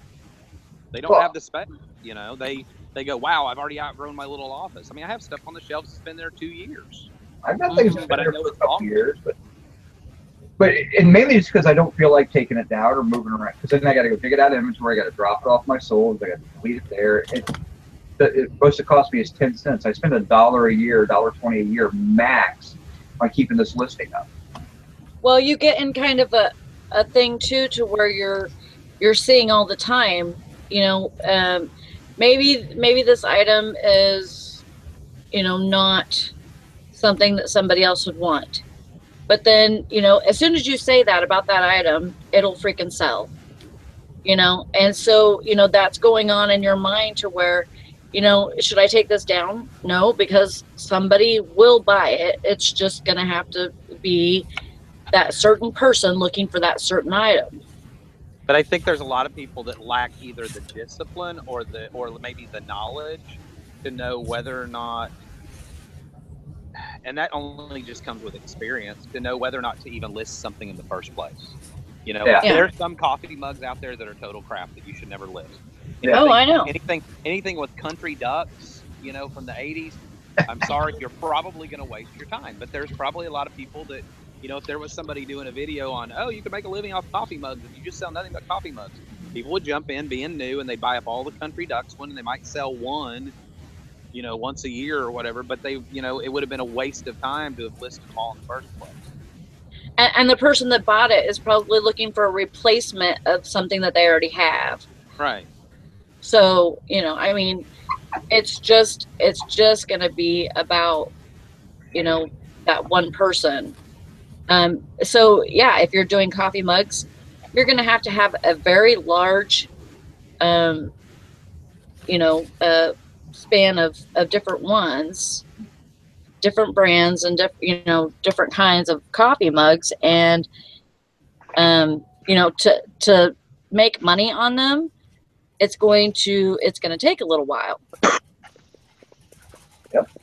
Well, it's like I've always said, even with clothing or whatever, you can make a great living off selling $9.99 clothing, but you still have to have a sense of fashion or a sense of style. Oh yeah. And you have to be willing to put the work in where you're listing 20 or 30 a day.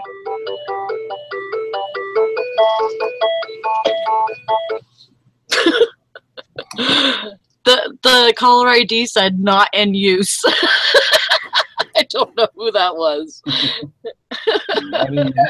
Okay, I'm not answering that shit. Not in use.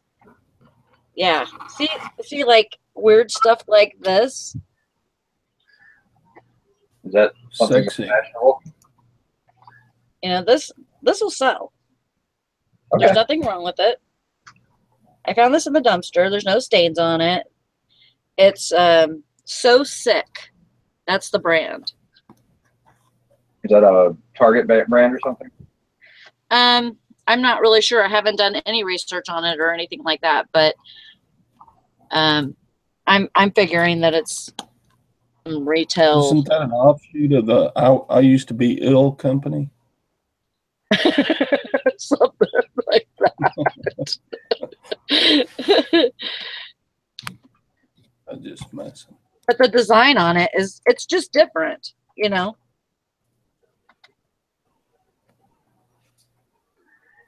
Yeah, it's not Amish approved. Yeah, it's not what? It's not Amish approved. Okay. Sorry about that.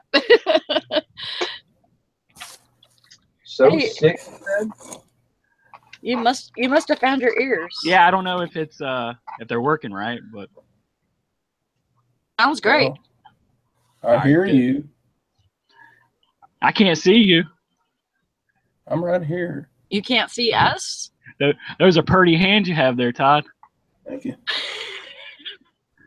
Hey, what would a form letter from Ronald Reagan be worth? A form letter is the auto pen signature. Yeah, I think. Isn't that's auto pen, isn't it? Yeah, that's auto pen. What's the content of the letter? 1984. It's two different people that were in the the Republican National Convention. Is he talking about anything that was, you know, signature Ronald Reagan, you know, Star Wars Defense Initiative?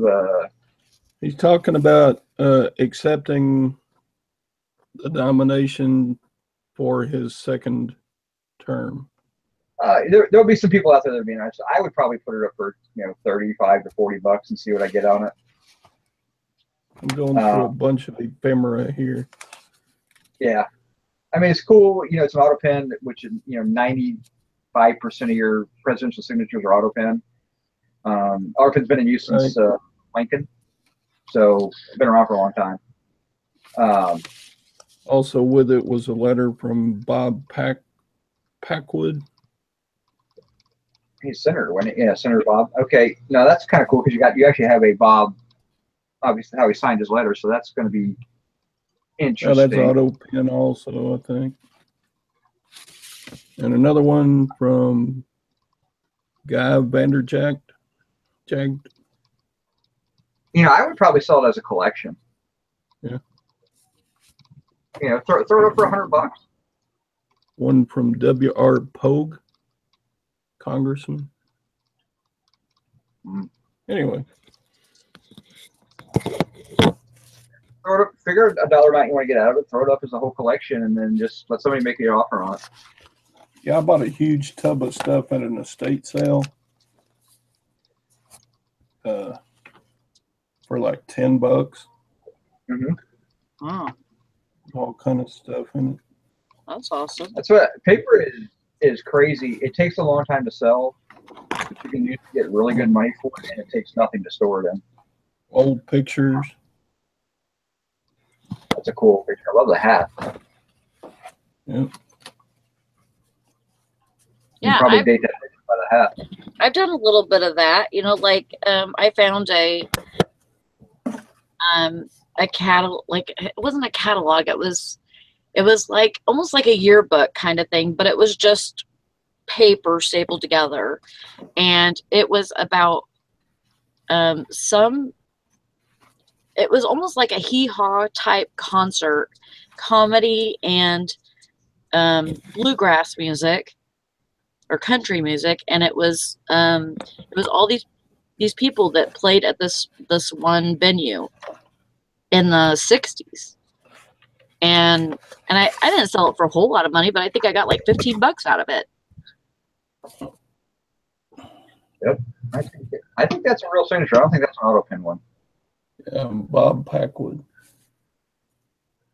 Wow. Yeah, if I had to make a guess, and I don't know who he is. I mean, obviously senator, but I don't know from where or if he did anything or how long he was around for. I mean, the name sounds familiar, but I don't pay that much attention to politics, though. Yeah, but I mean, that's you got a little Oregon task force. Center. That might be a limited. There only might be 10 copies of that letter out there. Yeah. So you oftentimes will get people who are doing collections or who are doing research, you know, that want that type of information.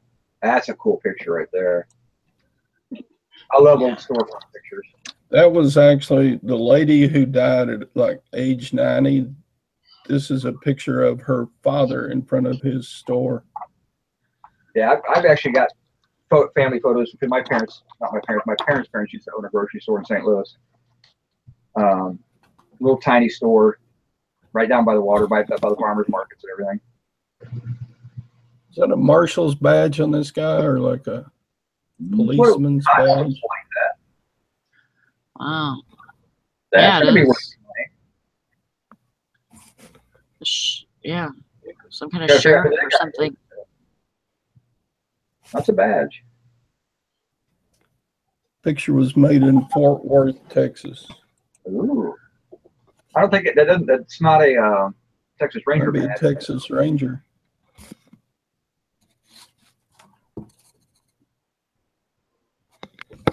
I don't know. There's a bunch of cool photographs.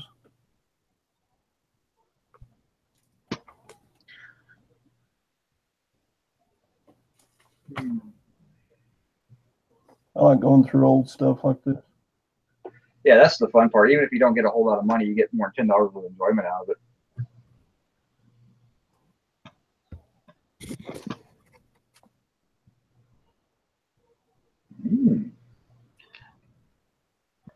That's neat.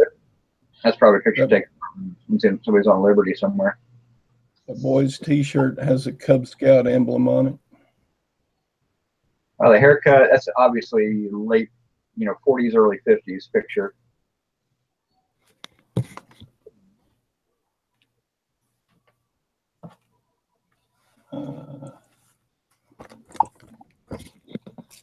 There's a newspaper clipping about the gown that Mrs. Kennedy was going to wear to Johnson's inauguration. Wow. There's a clipping of the Johnsons in their gowns. Inaugural gowns. A lot of presidential stuff. So I mean, I think that's a cool collection.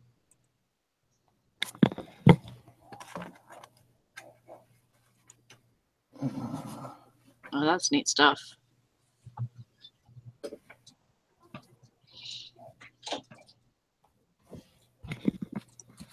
The Modern Woodman magazine, war bond issue.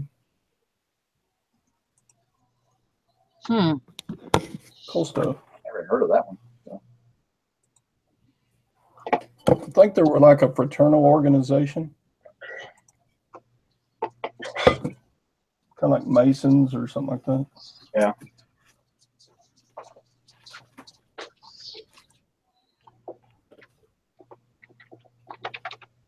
Yeah, I think if you had enough of that stuff, like especially like just showing fashion and stuff like that, maybe lot it together.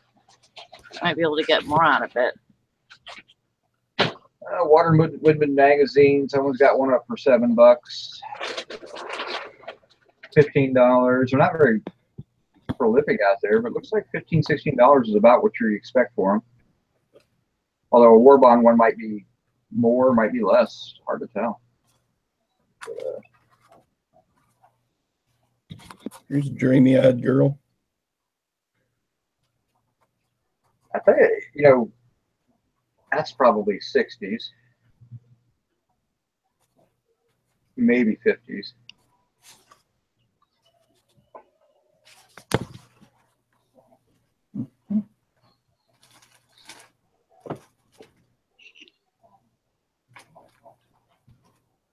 And somebody sold a Modern Woodman issue 7 for $18. Here's a little girl with her daddy's tunic on. That's cool. Or a proud American right there. Good days. Look at how the mice have chewed all the edges off. Yep. Mice and bugs, they love paper. Ain't nothing. The stink bugs love being in paper too. So if you don't like stink bugs, don't buy paper goods. Because they love getting in there. They love getting the glue on the back. Cockroaches love paper. So you gotta be prepared for the bug issue when you buy, you know, actually any of the stuff we buy, you gotta be prepared for bugs. But paper you find a lot. I have spider issues in my house because of the stuff I bring in. So spiders are kind of cool, so I don't really worry too much about it.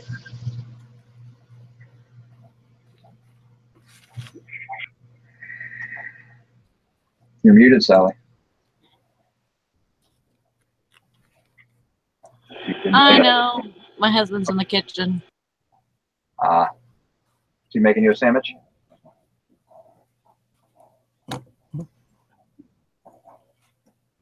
Oh, what good is he?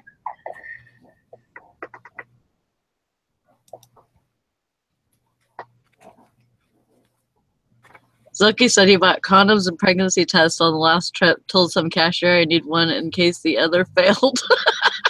They were king size. So king size condoms, told one cashier they never put my size on sale. That's hilarious. Yeah. It's a railroad logbook. You're crazy, Scott. Now, railroad logbooks are actually really good. I sold those, and I actually have some that I need to put up.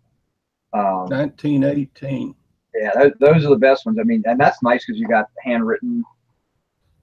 So it's probably what, you know what, that picture could be a railroad cop as well. Could be. So I mean, it's because that's not a Texas Ranger badge. It doesn't look like a sheriff's badge. So you could see a Pinkerton man or something like that, and could put it all together with the railroad thing. It's going to take some time to figure the badge out and everything like there. But I mean, that's a possible clue. It's in the same badge. So, and railroad collectors love old railroad stuff. Anything.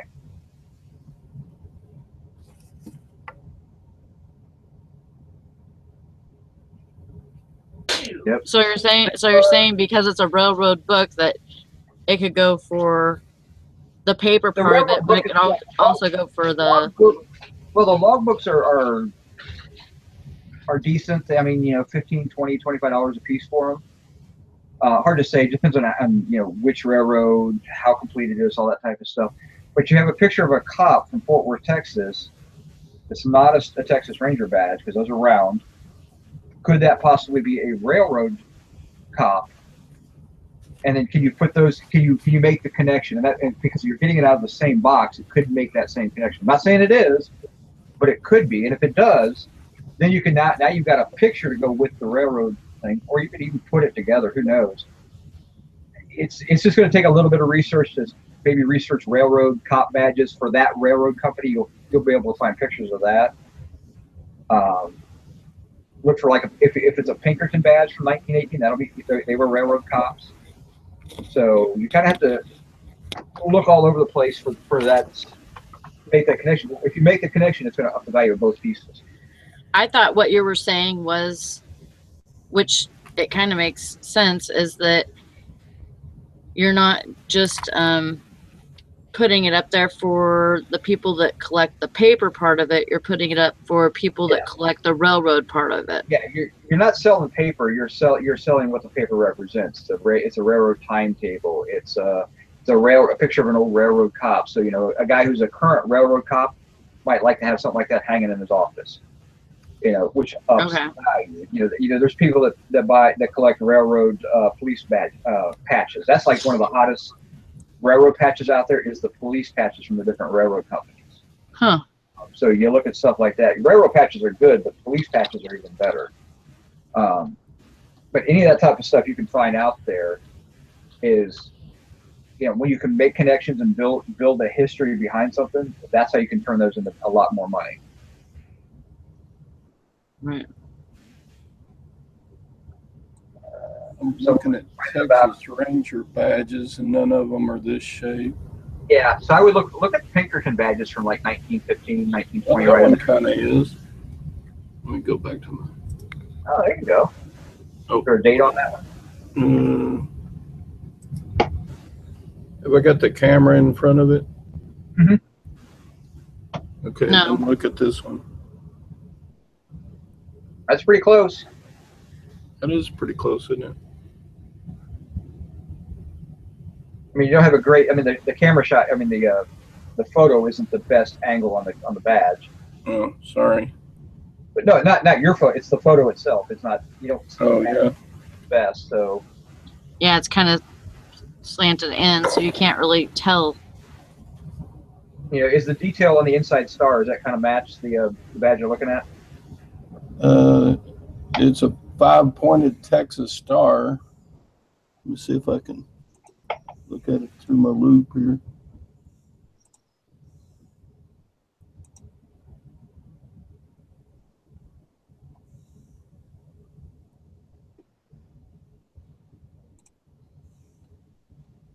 It looks like his badge is just corroded.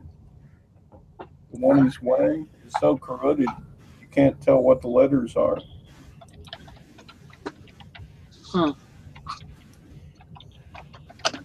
But that's the shape. Well, you got a Fort Worth guy with a Texas Ranger, or obviously a Texas badge on. He's older, but the picture was taken in the 1918, so he was probably, right around that. I mean, you could easily say it's a Texas Rangers badge. Yeah. So then you have to assign kind of a value.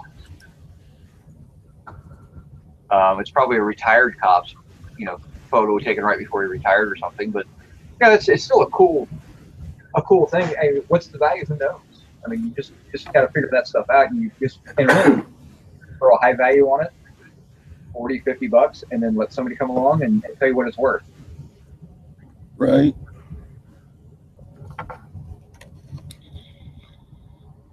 Oh yeah. Turtle Trader's talking about professional photographer. Yeah, Turtle Trader's talking about different china from the different railroad companies. You also get china from the different steamship lines.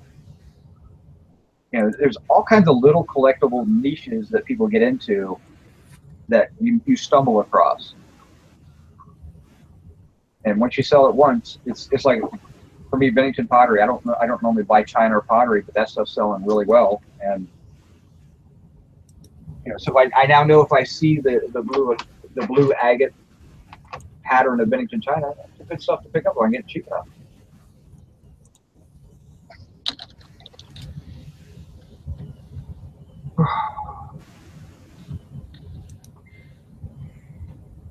That may be the most valuable picture in the lot right there, that Ranger. I'm thinking. I don't know. I would think so. Out of all the photos, I mean, you would. Most of the time when I get a big photo lot like that, is I actually just I lot them together. But for that one, I would sell separately, and I'd probably put $49.99 on it.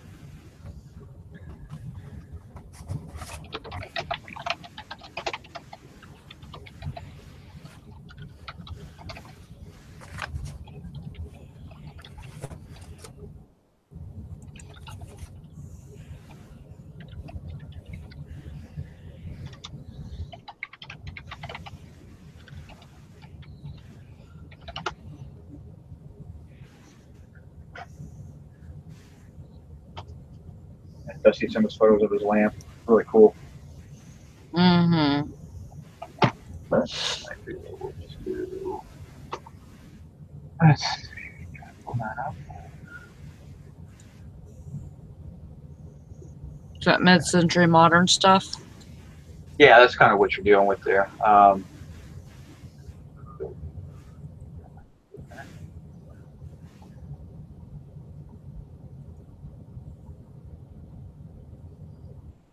Morning, Grandma Magic Classics.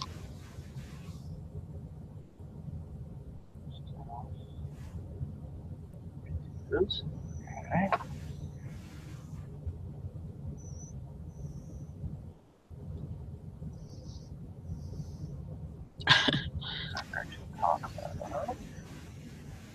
Try to pull some stuff up here.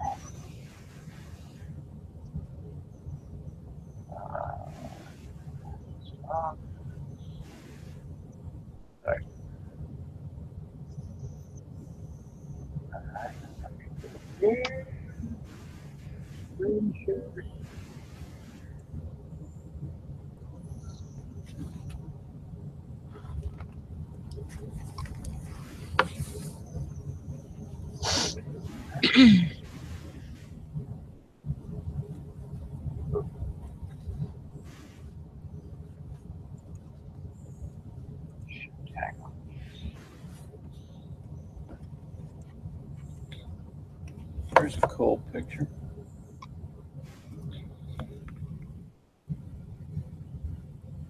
That's neat. What a pretty girl. With a heart full of love. Xmas 1918. Wow.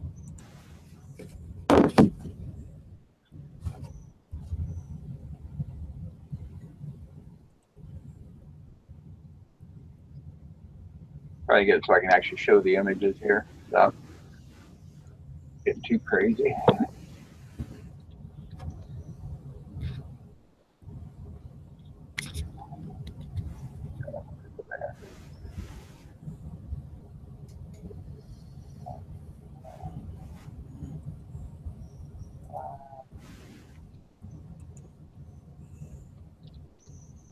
All right, now we can do it. All right. All right, now if you look on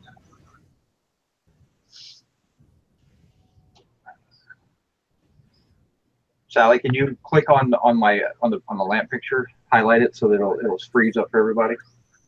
Sure. There you go. Okay. So, yep.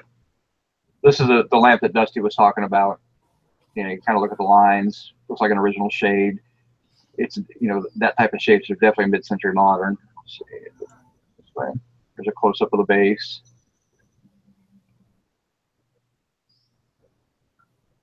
And then there's the shade. I like the shade. I think the shade is original for the piece. Yeah. It's got the right coloring. It looks like one of those. I don't think it's fiberglass shade, but it might be. But yeah, it's really a cool piece. I mean, it's in really good condition too. Yeah, it looks like it. It's nice. It's got that wood, that mixed media, the wood, and then it's also got the ceramic in there. But it's that dark tiki like wood going on it. Could be even. It might even be teak. It's hard to tell, but yeah, it'd be nice too. Yeah, but that's going to be a decent amount. So I mean, a really cool piece. All right, now you can unhighlight me. Okay. I'm going to stop sharing there. There you go. And bring me back up over here. There we go. So. Yeah, some of that stuff is going for. Just look up mid-century modern. Oh yeah. On eBay. This is what Eric told me to do because I had never heard of it. And this was probably, I don't know, 4 or 6 months ago. And he says, look up mid-century modern, highest to lowest. And I was like, oh my God. I cannot believe some of the stuff I know I've seen. I know I've seen it. Oh yeah. I mean, we've all seen it. We all grew up with it. You know, it's our parents had it and stuff. I mean, yeah. But, you know, it's bigger stuff. It's something that, you know, you don't want to have a giant collection of because it's hard to, you know, you got to find that one person that has that same taste. But there are people out there who look for this stuff every day. I've been several mid-century modern collecting groups on eBay, on Facebook, and you know, they love this stuff. And some of it's really, really cool. Some of it's god awful, you know, honestly, but some of it's just pretty cool. Yeah, but the god awful stuff is the stuff that sells for so much money because it looks so old. You know, it looks so retro, you know, that people just love it. Yep. So, I mean, you just gotta, I mean, it's like anything else. You know, you discover a new avenue to collect or to sell, and you start going down the rabbit hole, and next thing you know, you're looking at things that are, you know, my goodness, that's a $10,000 item there, and I would have walked right past it, or I thought it was horrendous. Yeah. There's some tables out there that are several $1,000s. Yeah, like those little stereos, those little radios that I found. I mean, you remember those? I sold them. Oh, you did? I sold both of them. I mean, I didn't do like super good on them, but I was surprised because one didn't even have anything. It was gutted. It just had the box. And I was like, you know, nobody's probably going to buy this. So Eric said, put it on there. Yep. And so I did, and I sold it. Yeah. Just like that. Well, not just like that, but same kind of stuff. Like more 1950s than 1960s, but it's close. Yes. And, you know, but this is the type of stuff, you know, this is kind of coming out of the 40s area, so it's not quite mid-century in the traditional sense. But, you know, that lamp that I shared with everybody that I have up in my store, that's pure mid-century, but that's on the tail end of it. That's more 70s. Everybody was really looking for that mid-50s to 1970 look. Yeah. The funky, kind of cool stuff. But you can find it. I've got a lamp I got to put up with paper and stuff like that. Those chairs. Oh yeah, any Herman Miller chairs, and you know, there's a lot of different. You know, the Danish modern. That's another keyword to look up. Is Danish modern. That's when you get really into some of the cool dollar stuff, and that's big dollars. Mm-hmm. I was at a Danish modern auction, and it was an amazing auction, just super cool stuff. But it was you weren't buying something unless you had $1,000 in your pocket.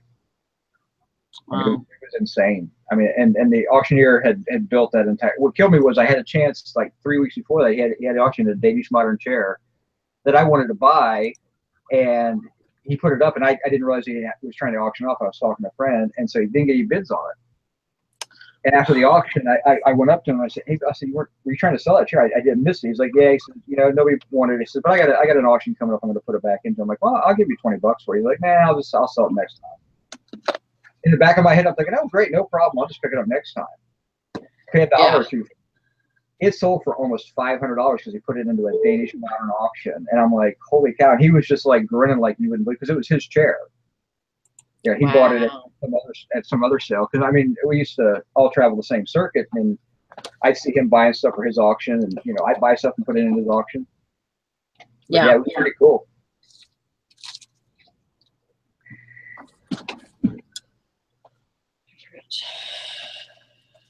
Had a flag book. It's something you don't see every day. How to display the flag. Yeah, nobody knows that stuff anymore.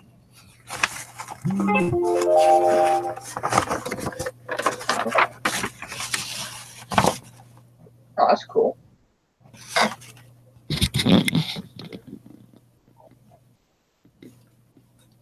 This is a 1968 revision. Oh. So having it watered up sitting on top of a box is probably not the best thing to do.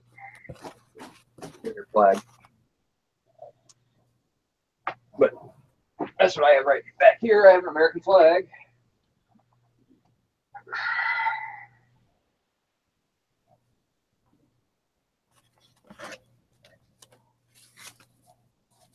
Where's the top of your head?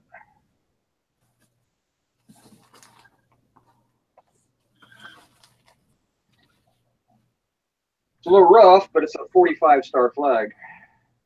Wow. So it's like 1896 to like 1901 or something like that, right out of time period. But it's beat. It's been through the woodworks. Yeah. Wow. So I need to listen. And believe it, it's not really worth what I would have thought it would have been worth. I mean, I would have thought it would have been a couple $100. You know, and I stepped up and paid for that, and I'll make money on it, but I'm not going to make a ton of money like I hoped.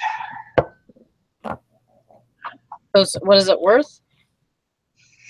Finding the right buyer, I'm going to be lucky if I get $100 for it. Yeah, I might put it up there. for a little higher dollar and hopefully find somebody who's you just got to have it. But because it was it's a limited time period for that flag. I mean, they're not very common. I mean, one sold for $150, much better condition.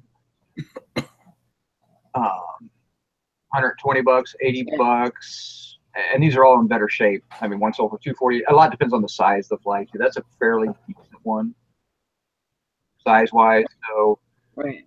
You know, I think I'm gonna get $100. I think that's kind of where I'm gonna be at. I mean, it's hand sewn, it's nice. It's, you know, maybe I'll try to spin a yarn with it or something, you know, but I don't know. I mean, it is what it is. I mean, here's one that sold for $15. Wow. So I'm kind of hoping I can get $100 out of it. So I think I paid $40 or $50 for it. Wow. And $62, $80, $46. I'm a little disappointed that I'm not going to get more out of it.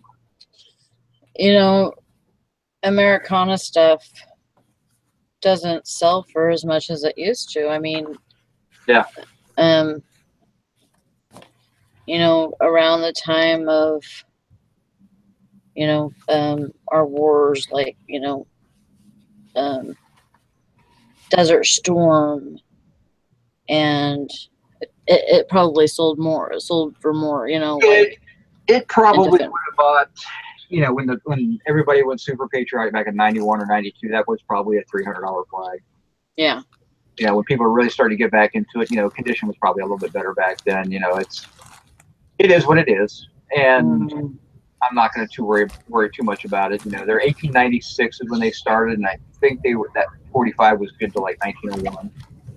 It's Spanish American War era flags. I mean, it's very, very limited time period on it, but you know, it is what it is. S&H green stamps worth anything? Absolutely not. Wow. I remember that. Yeah, they're not. Everybody tries to sell them. They're just really not worth anything. Did the chat just die, or is it just me? Pretty much.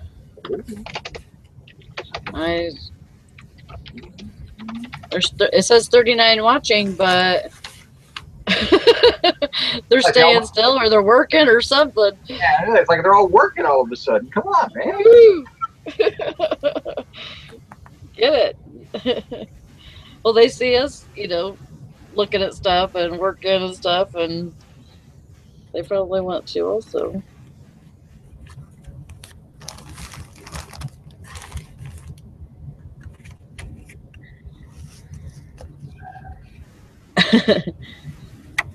Oh, Bessie said they do sell in lots for a little bit. I don't know. Those stamps. I'm not going to say it's better than throwing them away, though, because sometimes it's not worth listing. But now Mario's went down the rabbit hole of mid-century modern.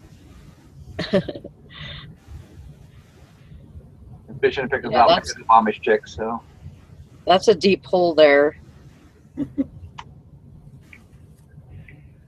I think whenever I first started looking at that stuff, I was on it for a good week.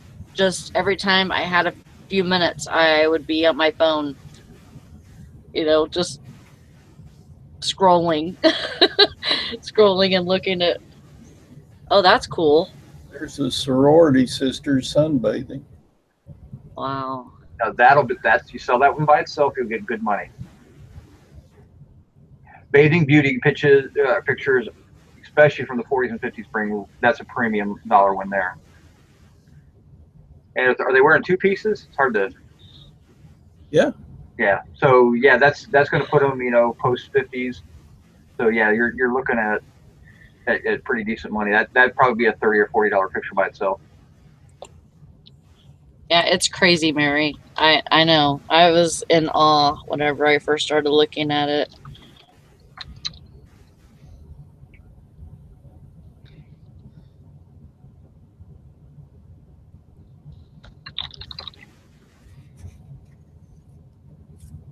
I got a buddy trying to sell a Corvette. 67 Corvette. A little bit of damage in the rear end. He's looking for a quick buyer. Anybody's got some deep pockets.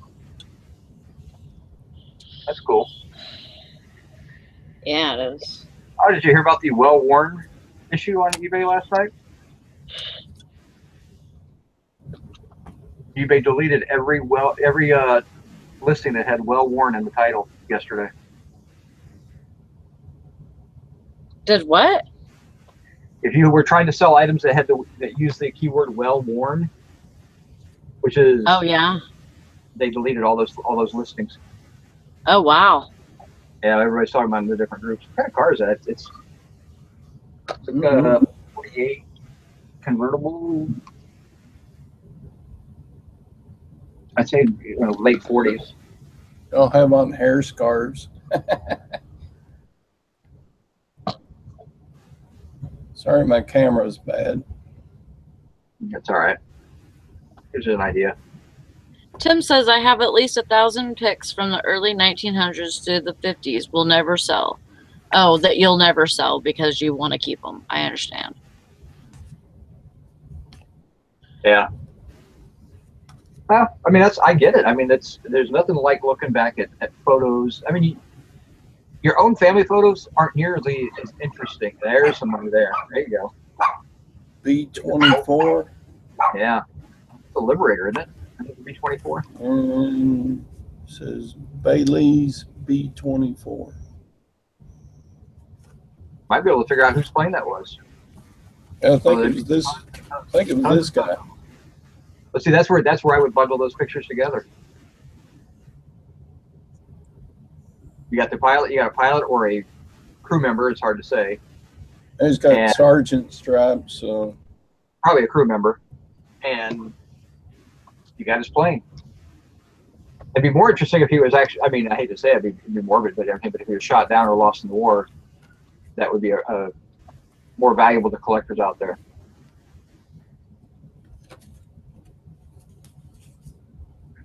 Okay, here's a hot tamale. Oh yeah.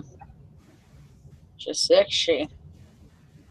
Those are the money shots, the ones that people like. Jim did not buy any storage units yesterday, so they're all full of furniture.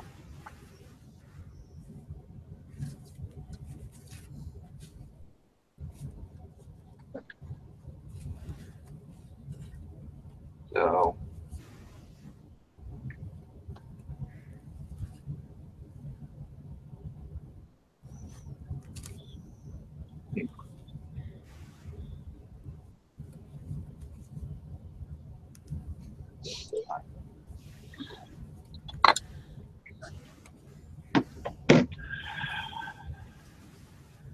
he's going to give them to his niece. They were his grandmother's. I mean, it's kind of cool. You got the family collection together. Here we are at the ball game. It's like a sorority photos or girls' school or something like that. Could be wives, though. Service members' wives.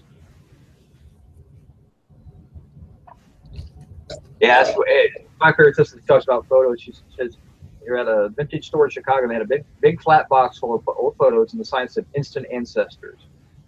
That's the way my auctioneer used to sell just lots and lots of photos. And said, "Hey, you're feeling lonely? I got an instant family to hang on your wall right here." And people would buy them just because it was funny and just to move things along. So, like good old days of family dinners. Well-worn is code word for the fetish crowd. They want the stinky shoes. They want the well-worn underwear, things like that. It's a fetish thing. And if you're selling fetish in the anything else categories, they're not quite as, hard on them, although, eBay's policy says things need to be laundered. But the problem is people don't want to go to the anything else category, so they put them out, well-worn shoes, and they want people who are the fetish buyers. And they get crazy money. What they should do is just move all of those to that category. I don't think eBay wants them on there at all, to be honest, because it's kind of disgusting. And eBay's trying to get their business up. So yeah, I mean, it's just one of those things. So people are weird. Trying to make it family friendly. Well, it's who wants to? Do you want to buy your your collectibles from somebody else that sells dirty nasty panties? I mean, Well, no, but okay, I mean, but that's panties are one thing. Panties are one thing. It's the whole site perception you get that all it takes is a big news story about how eBay sells used underwear on there, and it's a national thing, and eBay takes a hit. So if they Okay, police, but they could do the same thing with dildos and vibrators too. but that's a legitimate business. There are they put those in the over 18 category. That looks familiar. What's that? That pool looks familiar.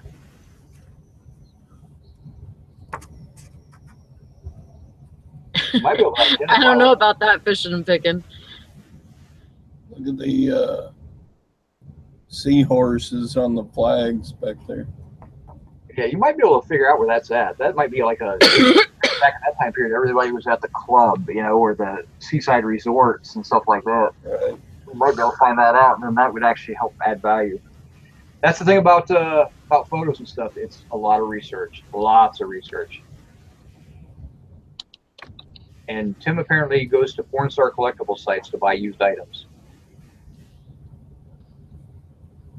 And he knows where the websites where you can buy used panties. So Tim Tippy Gerhardt is your well-worn contact from now on. Look at the VW microbus in front of the hotel. Can you read what's on the side of the building there?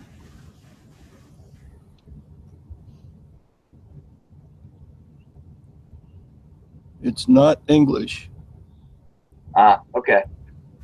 I cannot read it. With the palm, it's probably Philippines or something like that. Yeah, apparently that's what. Homecoming. Yeah, that's what they're saying in the Facebook pages. I saw it from 5 or 6 different people talking about how well worn got deleted yesterday. What got deleted? Anything with well worn in the category.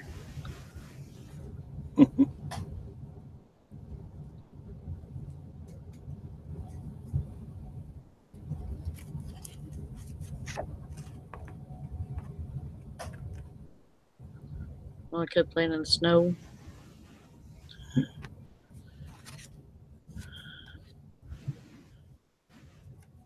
Oh.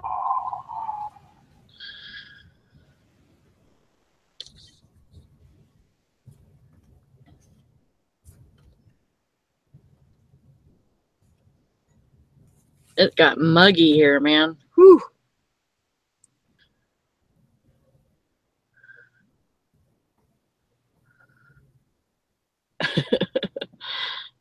Old cars, transportation. Oh. The back says that college haircut.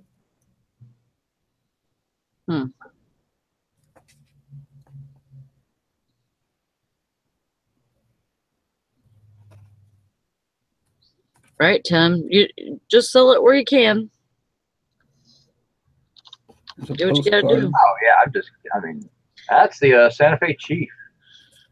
That's postcard, isn't it? Yeah. I got a huge poster of that. I need to. It's a really gorgeous framed poster, but I don't want to ship it because it's a pain in the ass. So I don't know what I'll do with it yet, but paid $1 for it.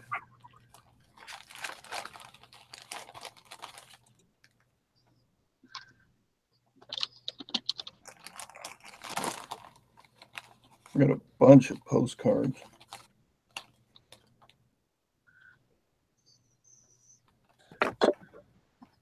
Riviera. Yeah, it could be at the French Riviera, or it could be the Riviera in Vegas. You never know.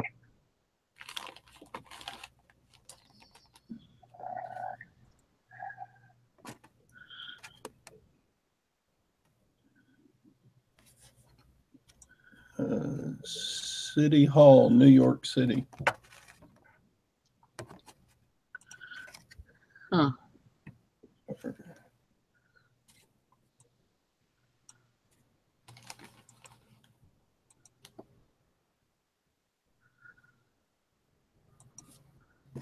Chateau Frontenac, Quebec. Yeah, postcards are a little harder to sell. You have to figure out, is it better to be in a lot or better to be individually? You know, if individually you can get decent money if they're unique postcards or things like that. No, moon landing. You know, but there's a million of those out there, I guarantee. So, you know, but if you have 20 different moon picture ones, then you can get them. You know, unused is cool. Sometimes used postcards sell really well just because of the content on the back and the stamps and all that go with them. So, but,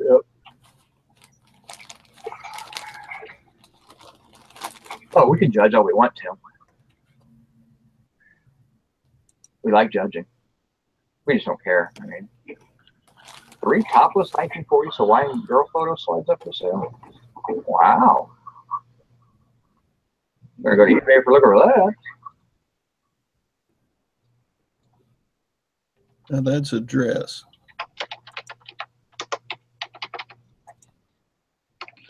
I'm having a brain fart here. Can you help me find out where to make more categories? You have to go to manage your store and do it in there. Oh. Okay.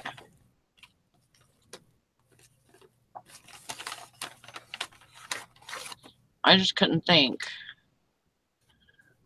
Wow, there's a large topless Hawaiian girl postcard collector market out there, apparently. Good to know. Topless? Wow. Yeah, I've kind of. Why am they?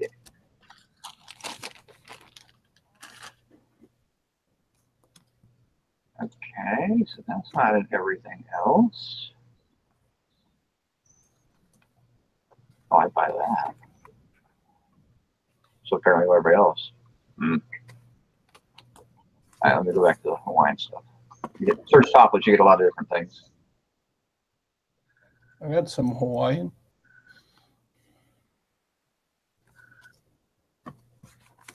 Apparently they don't have to go into everything else category.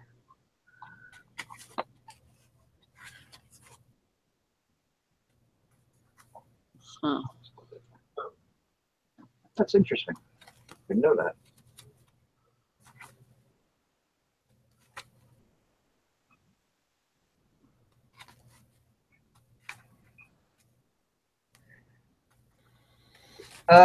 My understanding is people had well worn in the title, and that's what really caught them. But some people said they also had it in their description, then also got nailed too. So, but you know, because those are both searchable areas. But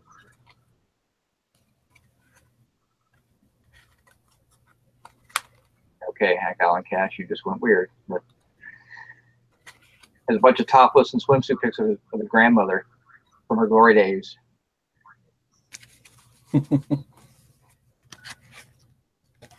Yeah.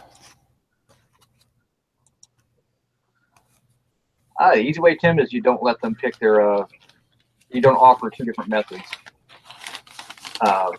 You say you put UPS as the shipping method. How does the buyer change it to it?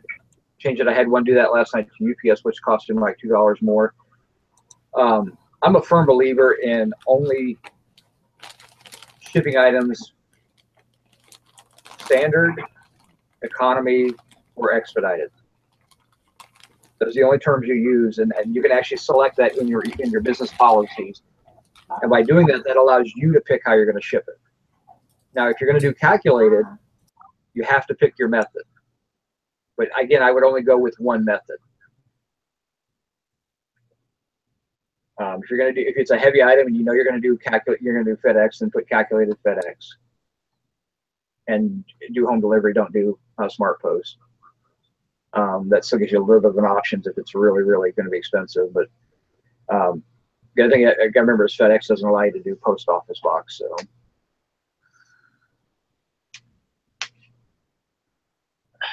but yeah, I don't tell people how I'm going to ship. I just guarantee it. I have standard shipping on most of my stuff. But when you have 2 different methods, they can select at checkout what they want. I don't know why anybody would select UPS over the post office personally, but they just maybe have bad experiences with their post office. But yeah, when you create your listings, those, just again, don't give the customer the option. You pick the option how you're going to ship it, and it really works well with free shipping. Because then I can pick the cheapest method or however the fastest I can get it to them, whatever I want to do. Most places you buy from Amazon, you don't really get a whole lot of choice of how it gets shipped to you. Most places you buy online, you don't get to pick your method.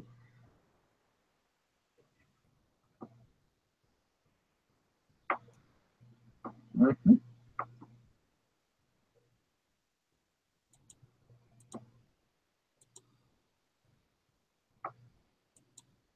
That's true. Grandmas were young girls at one point.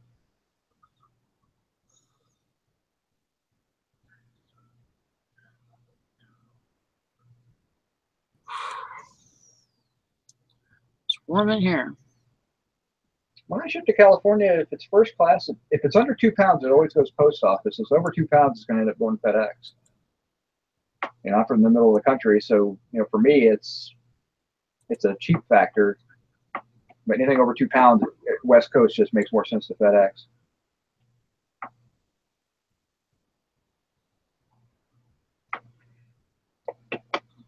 Now they're talking about the rompers. Grandmas and the rompers.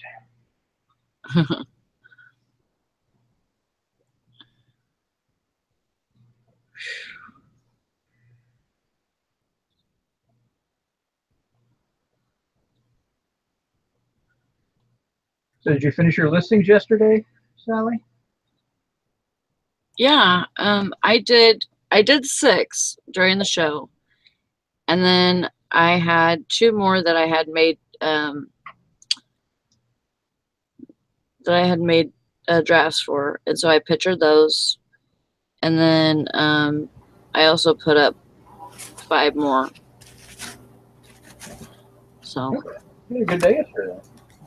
yeah, and I made a couple of drafts so far today. So yeah, when you sit down and we worked for.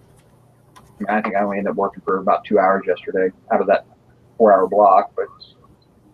If you can sit there and knock out, that's why I always said if you could, I did 17 in 2 hours, so, averaging an 8 an hour.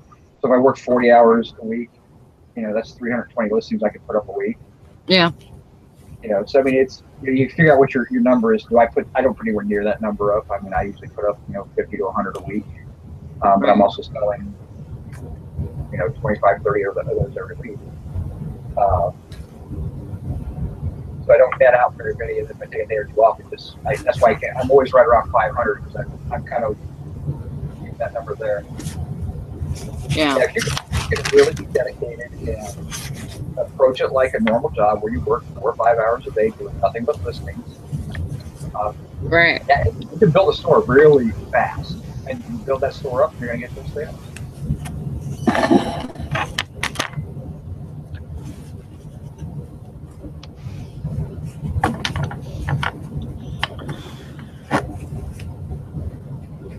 So.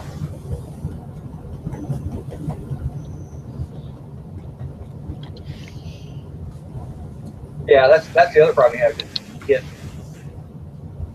You get fatigued just doing this.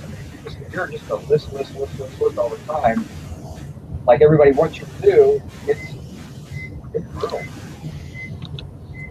Yeah.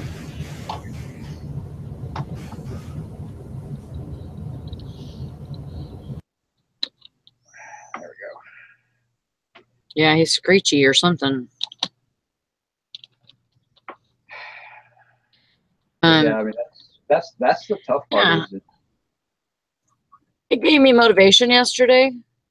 Because I was really trying to get everything together, which, was the numbers and stuff like that. But at the same time, I screwed up because I had an update and I lost everything. I lost all that information because I put it on a notepad instead of a Word document.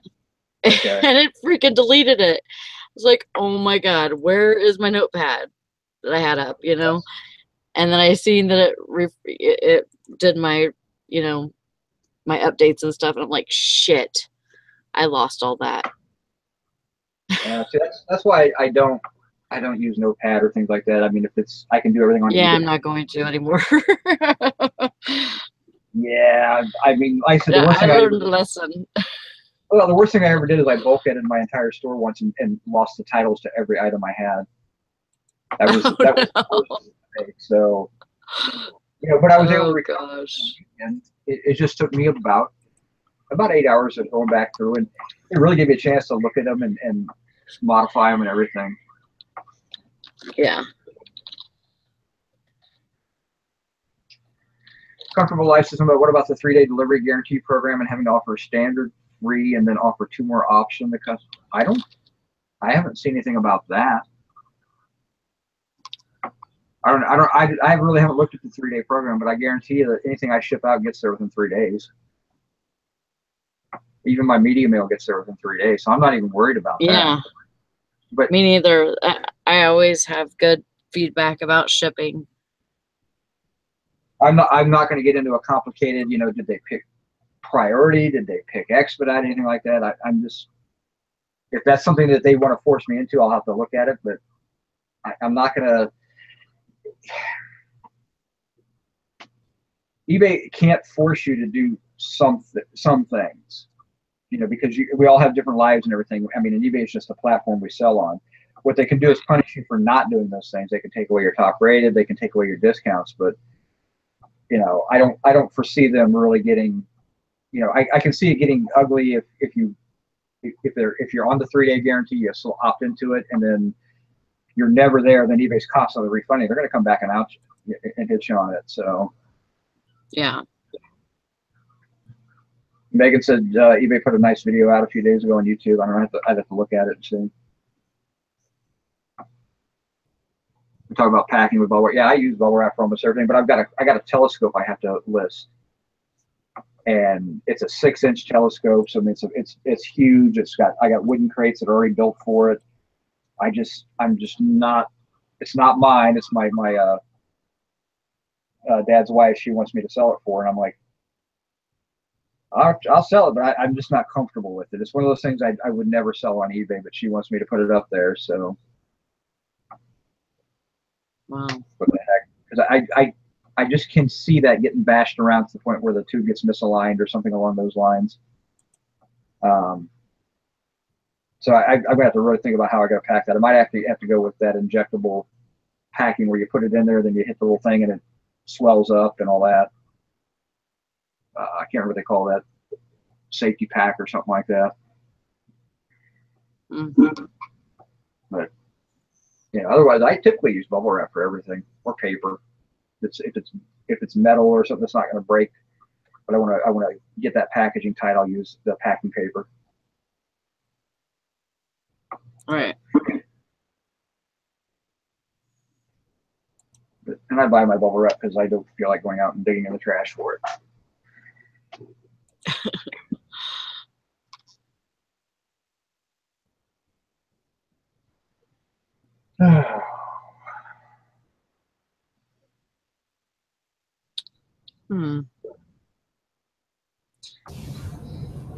I really liked what Jim said yesterday. It was kind of interesting. He has his categories are That's too much. What? That's too much work. Stop it, Eric. It is. It's too frustrating. It is not. Yes, it is. He categorizes. He puts things in categories first, which I don't have a problem. You want to categorize your stuff. I'm a firm believer that makes no difference on eBay how you categorize your stuff. Right. And then he moves things around by category if it's sat for so long. That's too much work to manage your store. No, but actually it's a really good idea when you're running sales and stuff, because you don't want to put the wrong thing.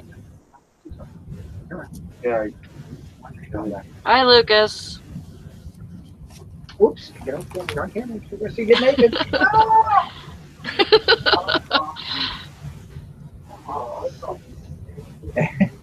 Why don't you change your shirt? Put a different shirt on.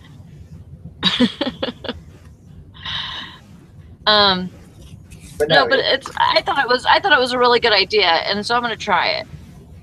And I went there and I put new, second week, third week. And I moved all of my items into the new category. Okay. So I will give them a week.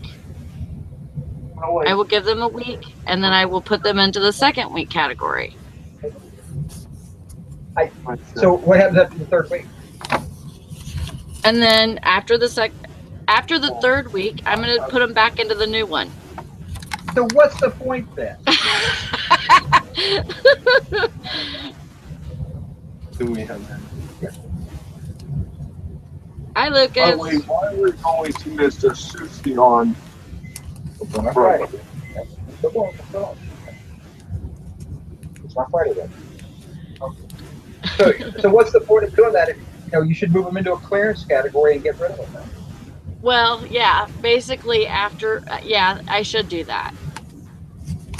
Yeah, and Put a clearance. Put them for 99-cent auction at that point. No, I don't do that shit. Well, what's the point of having a clearance? I would rather just throw it out in the trash if I'm going to put it for 99-cent auction. But that's the whole point of this process, is to do 2, 3 giant sale, get rid of. Yeah, I know. So, but do you need to do that? You're going to have trouble keeping your store stock. Because you're going to. How many items can you list in a week? I don't know. So you list 50 items a week, and that's ambitious. Okay, so you're doing 50 items a week. What's going to happen is within 4 weeks, the most you're going to have on there is 200 items, because you're getting rid of all this old to use stuff. You take that tacked on it, and it doesn't. And you already pay for a store. You pay for a premium, or you're a basic store. I don't remember that. Right. Are you a premium? Yeah. So you have 1,000 listings. So until you list 30-day listings, right? Yeah. Okay. So if you had 1,000 listings and you were keeping 1,000 listings constantly in your store by doing this method, that would make sense. No, I actually, I switch it up. I have 7 days. I have 10 days on stuff. I have 30 on some. She doesn't want to talk about the CV mics. I do not want to talk about the CV mics. Don't ask me about the CV mics.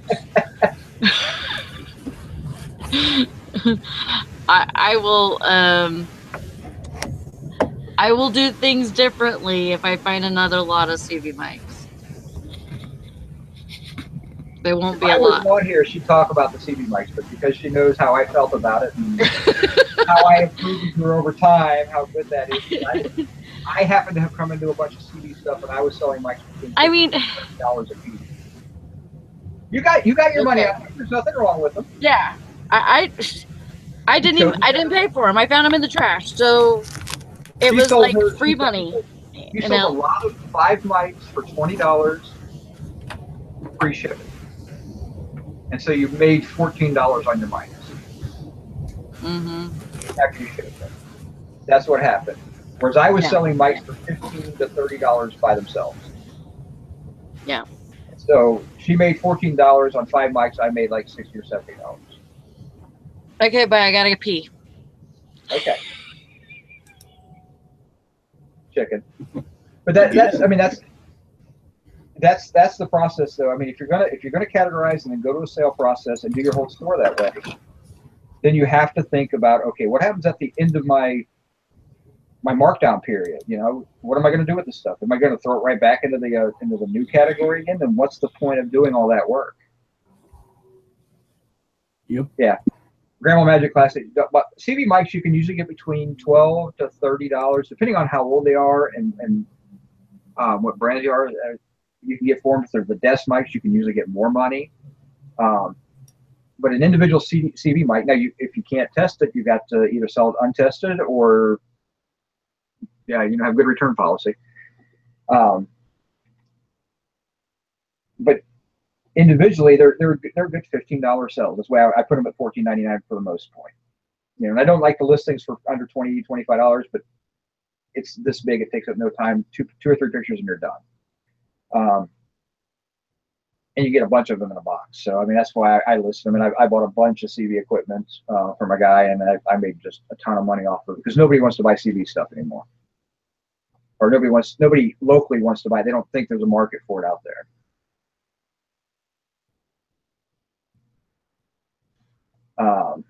But yeah, I mean, they'll sell. You know, like I said, you might take an offer. You might sell for $10, but you can ship a CV mic for usually right around $3.50. You know, depending on how you ship it in a box or something, a small box.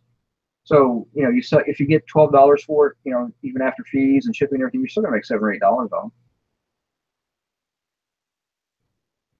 Yeah, so you turn $1 into $16. That's a pretty good return. But Sally didn't want to sell them individually. She wanted to sell them as a lot, and I was trying to convince her to list them individually. And that's why she gets frustrated, because she didn't listen and she gave away money.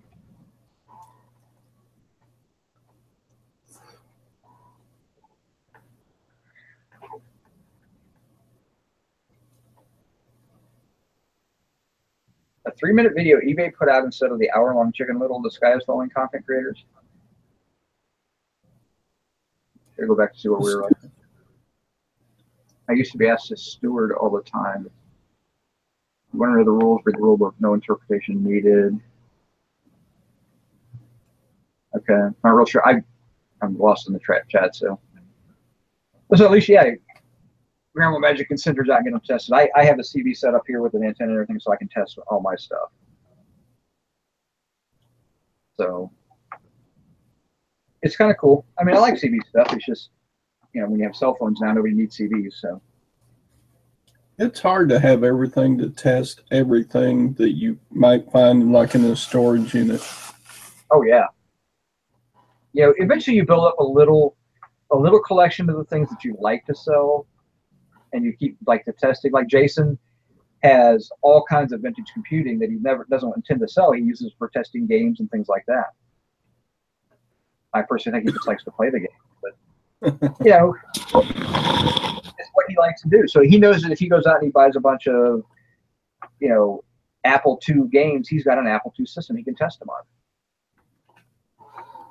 Like if you sell vintage games, you got to have Atari, you got to have Sega, yep. You got to have. He's got all that stuff. He's got all that stuff, and he looks to upgrade his equipment too. If he finds a better quality piece of equipment, he'll buy it and then sell his one he's been using.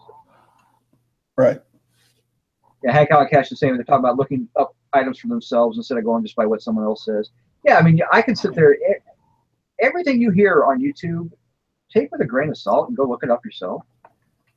Because I sell a CV mic for $15. That was the brand that I happened to sell. I had no idea what brand she had. So she'd have to do some research and then figure out if they're worth selling. Maybe it was a better deal to sell them as an individual. I don't think so, but maybe. Getting the right information. Yeah. Yeah, just look up, go to eBay's. If you ever have a question about an eBay policy, just Google that eBay policy and it'll take you to the relevant page. Take you right there. You don't have to go searching through eBay, which is impossible to search through. Google what your question is, and somebody's asked that question before. But yeah, I'm nobody but a person that sells on eBay. eBay sets the rules and you set them. So yeah, do your own research on everything.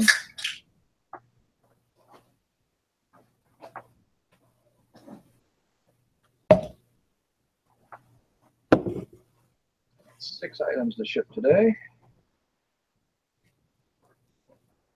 Make sure one's going overseas.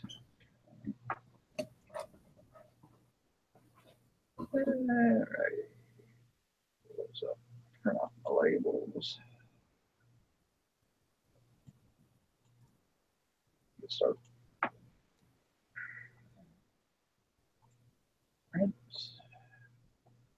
Move my tape down, otherwise I'll jam up right there.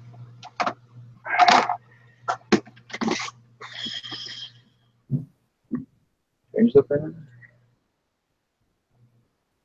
All right, chat. Oh.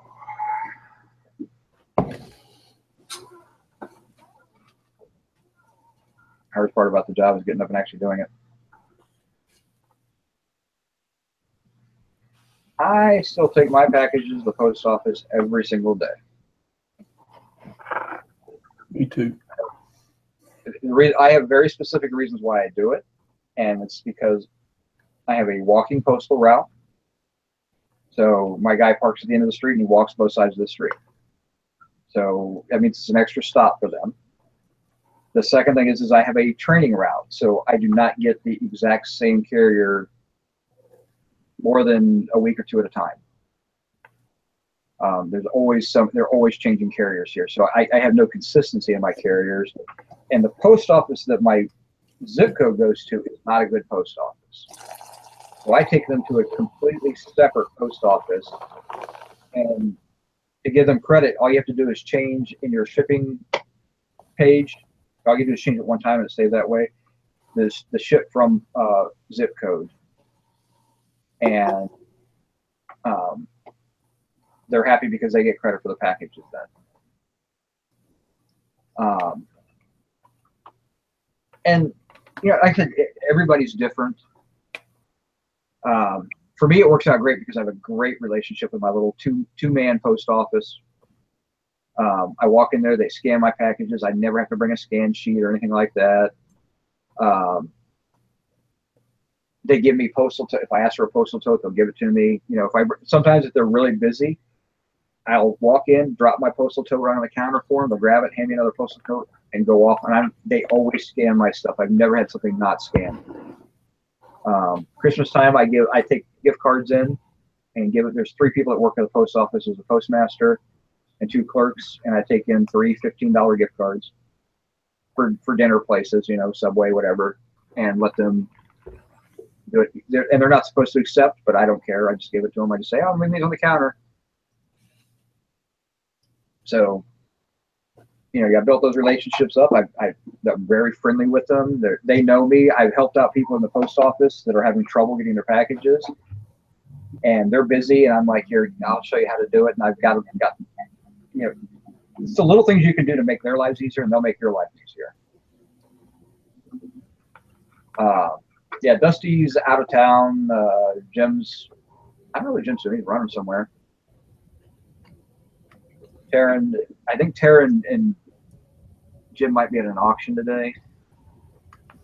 I don't know. We all get busy doing different things. Nikki's at a vet appointment with her dogs, so. Yeah, I've never done the scan sheet. I don't really care. Probably because I don't use the bulk shipping tool, because I don't like that setup where I have to go through and actually individually and then hit print, and it'll print them all out at one time. I'll go nuts. I do mine one at a time. So it's a little strange. I wish there was a way you could go back and say, I want all the post office or postal labels I printed in a day, I want a scan sheet for that. If they would come up with something like that, that'd be great. But the bulk shipping tool means I got to have everything packed up and ready to go. And if I have 10 packages in the same box, then I'm writing on the damn box what it is. That's a pain in the ass to me. And I use a label printer, so I'd just rather just print one, pop it on, print one, pop it on, and then, you know, I'll take it in. They'll scan them for me, so I don't worry about it.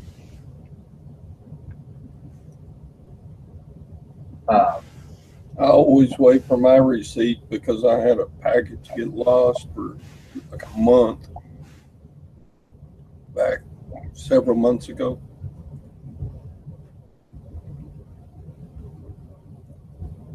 The only time I ever have an issue with a package getting to customers because they moved.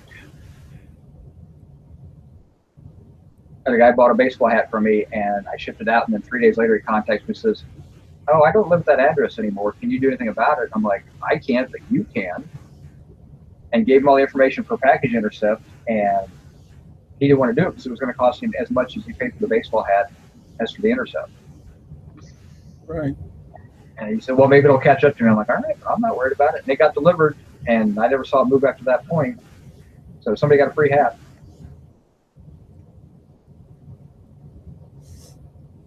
You know, if you change your address, it doesn't usually happen, but people don't like to do that. Yeah, what happened with mine was the post office delivered one of my packages to the wrong address. Oh, yeah. Somewhere Missouri. And they couldn't go retrieve it because nobody lived there. The house is being kind of used as a storage shed. Yeah.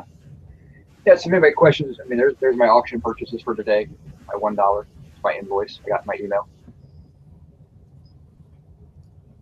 That's the description of the product. It's huge, but it's for a transformer gaseous tube transformer. And the other one is a transformer. It's an outdoor transformer from the Tube Light Company. So I got two different ones. They're both about 5x9. Yeah, but how small of a listing could you make on that? Probably not very small. Well, no, it's two items, but they sell for about $100 a piece. Right. So, you know, for $1, I'm going to make $200. You know, so I mean, I hate going out for a $1 purchase, but if I can turn $1 into $200, I'm making that drive, and it's not that far away. So, they recommended I do a scan sheet because I had 10 plus packages per day, most days, but it sounds like it's just not going to work. Sure, they want to, because it's for them. It's just they scan one item, and then everything is supposed to get folded in with that scan sheet. But if it doesn't work for your method, then it doesn't work. Now, if you sell 10 of the exact same item, then I could see doing a scan sheet for those 10 items. What I would do is I pack everything else and have those same items all boxed up, ready to go. You know the weight on them. You go fill those out and say, give me a scan sheet for these items. I could see that, but I just don't see using a scan sheet for, you know, your average seller. Because like I said, a lot of times, you know, you sell something, you pack it up, and you're ready, waiting for the next sale. You know, I just printed out, and it didn't print, of course. My printer is getting old. Doesn't like to wake up when it's time. Go to the right one here. Maybe it'll print now. But you know, I print 6 at a time, and then I'll pack these up and get them set up, and then anything that comes in before 2 o'clock will get shipped out to the same day. So there's everything. But yeah, for some people it works great. But yeah, for me, since everything is so variety, and I'm packaging, and I use the same size box for a lot of my smalls, I'm not going to do the extra work to try to keep track of that. So that's just me. But I wish the scan sheets would work, because it would make life easier for everybody.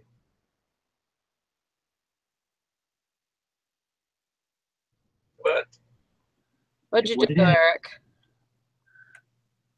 I showed my $1 invoice I got in my email for my auction buy stuff that I'm going to turn into probably about $200. Cool. So can't beat that shit. I get messages every now and then, people questioning whether I tell the truth on how much I pay for stuff. And I'm Why would you lie? People lie to make it sound better than what it is. You know, I mean, you hear people talking about their great scores and everything, and you know I said I don't lie about stuff like that because I don't really care. I mean, I make nothing off of the video. I don't do videos to make money, so I'm not sensationalistic at all. But right, yeah, it's kind of annoying sometimes, but you know, yeah. I don't remember how much I pay for stuff. I'll admit this. I kind of guesstimate sometimes, but I know what I paid in general. So, but I have for any type of online auction, I get an invoice in my email, so I can always go back and pull them up and take a look and see exactly what I paid for. And then, like I said, when you go to a regular auction, you get an invoice as well.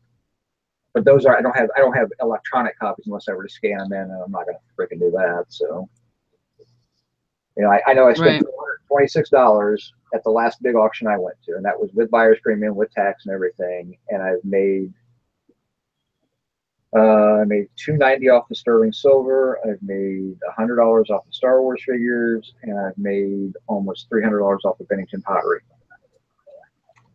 And I don't have that whole auction up yet. I've got one more. Oh, I'm lying there. I got one.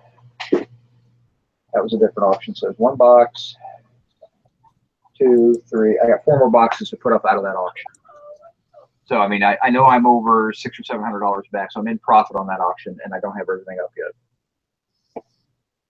Right.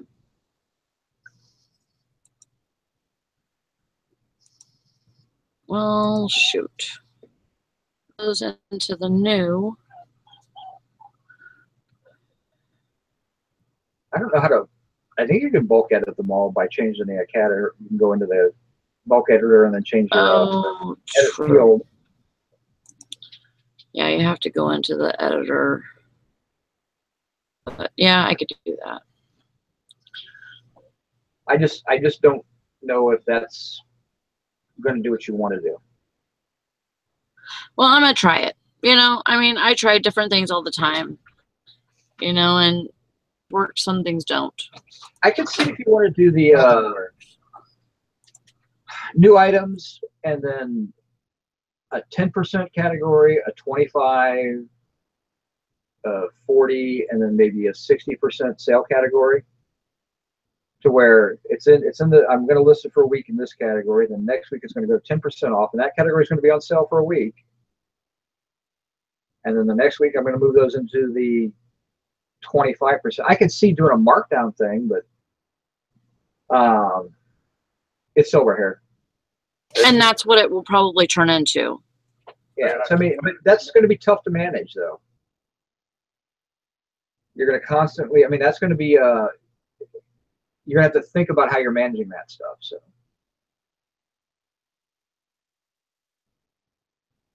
oh yeah, that's nice. Getting old automotive. I just sold a AMC manuals, service manual set from '77 for, I got like $40 for it.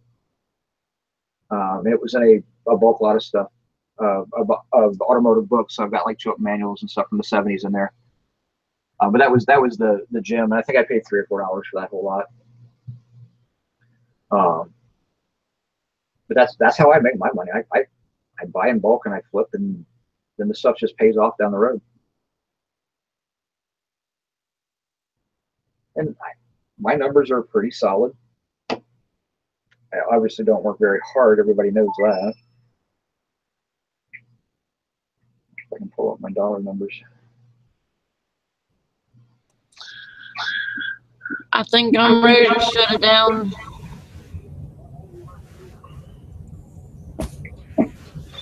Nothing wrong with that. Let's see.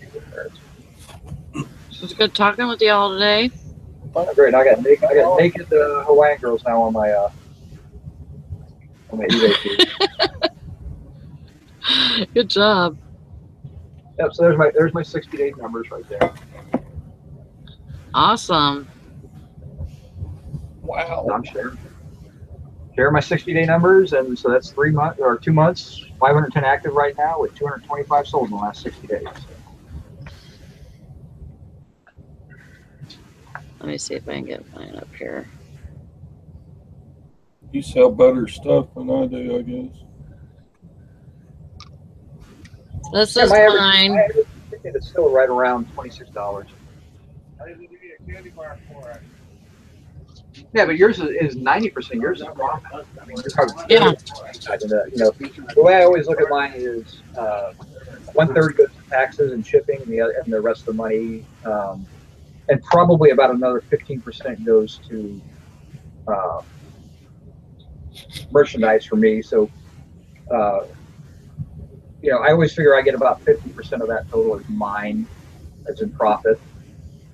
So, you know, I'm 7,500, so 3,750 of profit. So in 2 months, that's like $1,900 a month. Yeah, that's not bad. No, of profit money. So, you know, What you got, Todd? I said, that's me. That's awesome. Looks like you're doing really good.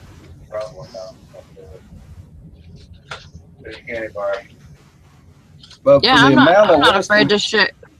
I'm not afraid to share either, you know. That's funny. But that's okay. Yeah, and there's other people out there that do much better. Like I said, Dusty's numbers would blow mine away. Jason's numbers blows Dusty's numbers away. You know, but you know what? It's not. I'm not jealous of anybody's numbers. They do different businesses and they work hard. They work a hell of a lot harder than I do. I'm a lazy person. You know, but I'm true about what I say. So, but yeah, I mean and again, it's not everybody can do what I do. Everybody can do the same numbers. You know, I concentrate more on higher dollar sales. You know, I want $25, $26 as my average sale. You know, and I sell a lot of items under $20, so you know I'm getting a lot of items that are going for $40, $50 as well. So,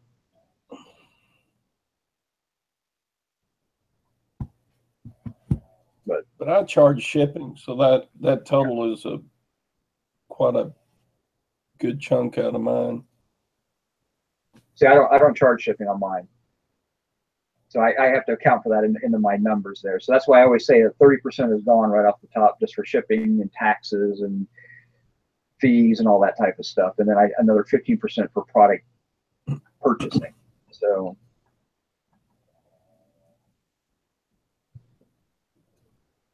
you'll get there, Mary. Don't worry.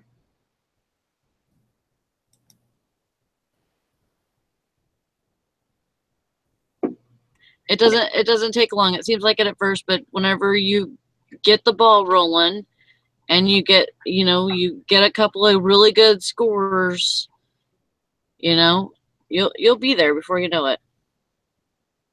Yeah, I mean, for me, when I first, because I started selling on eBay in '98. I got hot and heavy for about 3 years, and then I started concentrating on my career. And so I was off and on eBay for the next 15 years almost. I didn't start selling hot and heavy back on eBay until 2014. And that's a brand new account. And my wife, we had the account under my wife's name, and when she passed away, I was not able to keep that account because it's part of the estate. You close all that stuff. So that's a new account for me, and mainly because I don't remember my old account. Right.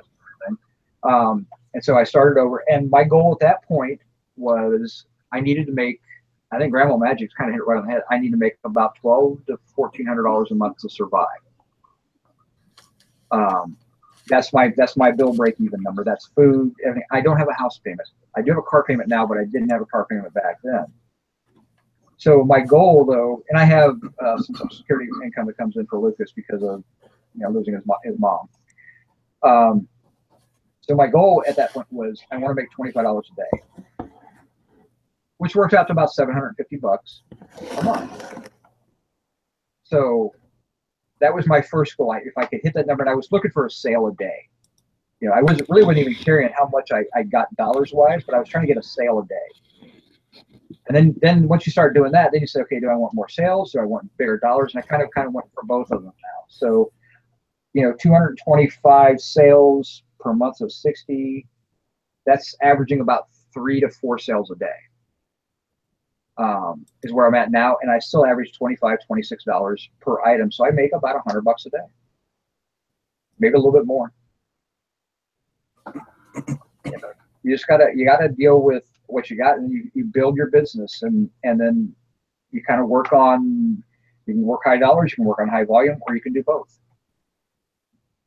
Sally does volume, and she's going for low dollar, but she has low entry for her numbers. And she charges shipping on a lot of her stuff, which I don't. Not on all of it. Check it. Yeah, not on all of it. You charge on shipping on some of the things, and then you do free shipping on some of the lighter stuff as well. So I mean, you have a mix. Anymore, I don't think I maybe have 3 or 4 items in my store. It says 510 items in there right now that have shipping on them, and that's because they're super heavy or super awkward, and I don't want to get burned shipping it somewhere. But I sold cast iron book presses with free shipping. I know it's going to cost me $60. I know what's in that, how much it's going to be. So yeah, Grandma Magic says she got the PayPal credit. The PayPal working capital loan to take care of the credit cards. You give her money to buy stock. That's a great use for that, to get out of your credit cards that you've been using get into making eBay pay for that for your stock. And I've taken out a couple of those loans, and they're doing really well. I mean, I use one to buy one of my vehicles. I've almost got that one paid off, so I'll probably take another one out. And when I do that type of stuff, I usually get caught up on I'm doing a revamp, or I'm going to go out and buy something that's big for the business, you know, new computer or something like that. I mean, no, it's not hard to get the PayPal loan. What you have to have, though, you have to have a minimum of $15,000 in sales over the last year. And that's what they look at. They look at the last 12 months. You have to have at least $15,000. And then when you do that, you can borrow, I think the number they give you is like 18% of your sales number. So like the minimum you're going to look at is right around $1,100 or $1,200 you can get. But there, I don't think they put a maximum. So if you do $100,000 in sales or $200,000, so you get $18,000, $40,000, $50,000. I know people have gotten $20,000 PayPal working capital loans, and that's a great, boom, big influx of money when you're used to rolling in a couple $100 every day. To get a big dollar amount. Oh, shush. Uh-oh, it's Wednesday. You can hear him in the background. What about it? Come here. It's Wednesday at noon, so the tornado signs are being tested. Oh, right. So now he's going to sing a little bit for us. So.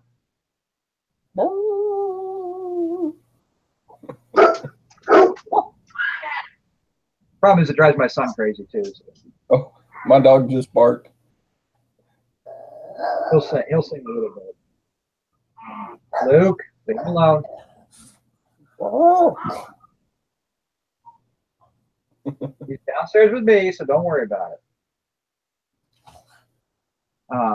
I'm in that that bulk listing thing, and it tells me that I'm in violation of one or more eBay policies. It's on a U.S. military, and it says that I can't send it internationally. And I'm trying to find that button, and I cannot find it. Find what button?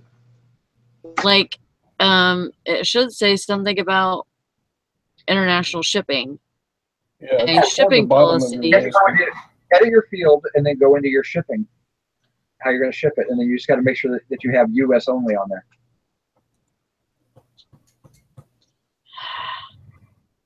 Yeah, there's some things they're not allowed to sell overseas. Yeah, but it doesn't give me anything about international.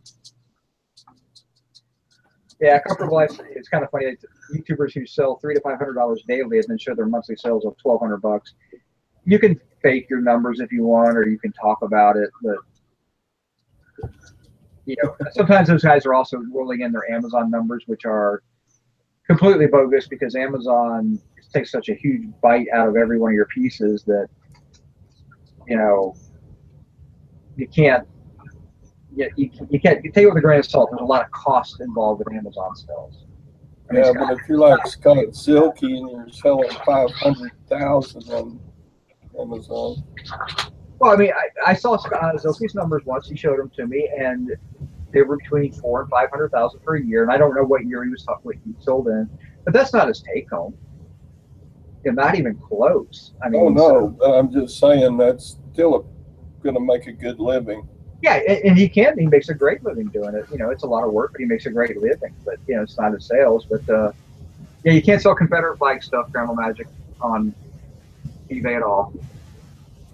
The only thing you can do is, it's like Nazi stuff. You can't sell that stuff. But coins and stamps are exempt. See you later, Grandma Magic. Okay, so, yeah, so Scott's telling you that profit is 22% on the 500K. So, I mean, you know, so what's that work out to? That's 10% would be 50. So I mean, it's a good living. It's over $100,000. So I mean, that's a great living, you know. But and Scott earns every freaking penny of that. Believe me. Well, she's going through a minivan about once every 3 years, isn't he? Well, yeah, but that's all business costs. You just have to write all that stuff off and depreciate the whole thing out, and all that. And But but that's when you look at, oh, I have $500,000 in sales in a year, but you only make 100 grand. That seems like a big bite. That's still a pretty good living for most people. Most of us don't make that money.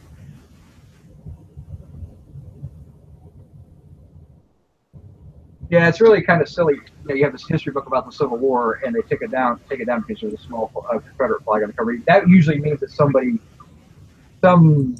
eBay Nazi got on there and saw the picture and said, get rid of that. So just it's stupid stuff like that just drives you crazy. Yeah. Holy hell. But I'll let you worry about stuff like that. But yeah, I mean, when you talk about numbers are numbers. I mean, everybody's got their own set of numbers. Just as they're, YouTubers talk about all their numbers, and that was a big thing with the Amazon guys way back in the day. I'm doing $1 million on Amazon, and they would always talk about how to make $1 million on Amazon, but they wouldn't say how to keep $1 million, how to make $1 million. How much are you keeping though? Like any big retailer, most big retailers, the profit line is right around 10%. Yeah, so but you hear about them on Wall Street being, that's a $1 billion company. Yeah, but it's only making 100 grand, or $1 million. Right. You have to kind of think about the bottom line profit, because it costs a lot of money to run a business. eBay doesn't cost a lot of money to run the business.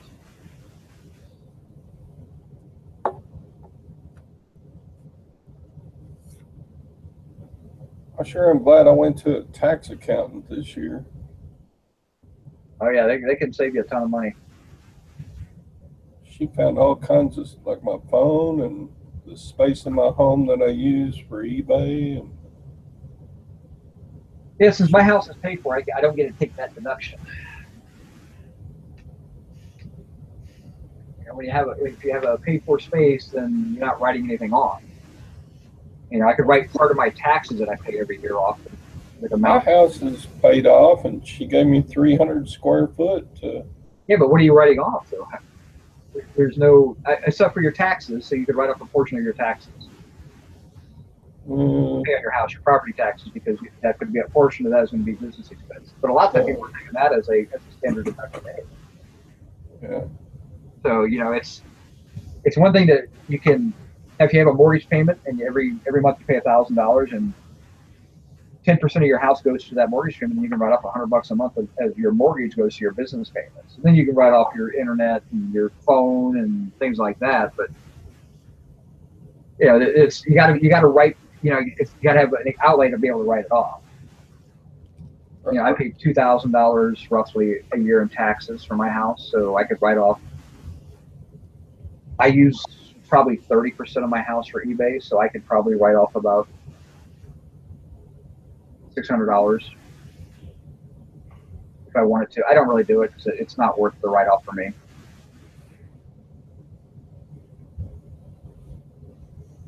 Yeah, they told me 300 square feet and there would be no questions asked, so that's what I did. Yeah, you can take it, but then like I said, once now some people's taxes are a lot higher. My mother-in-law and my dad, actually, they both pay between $5,000 and $6,000 a year in taxes because of where they live at. So I mean, that's if you have a 1,000 square foot house and you're writing off 30% of that, that's a significant number. That's $1,800, $2,000 at that point.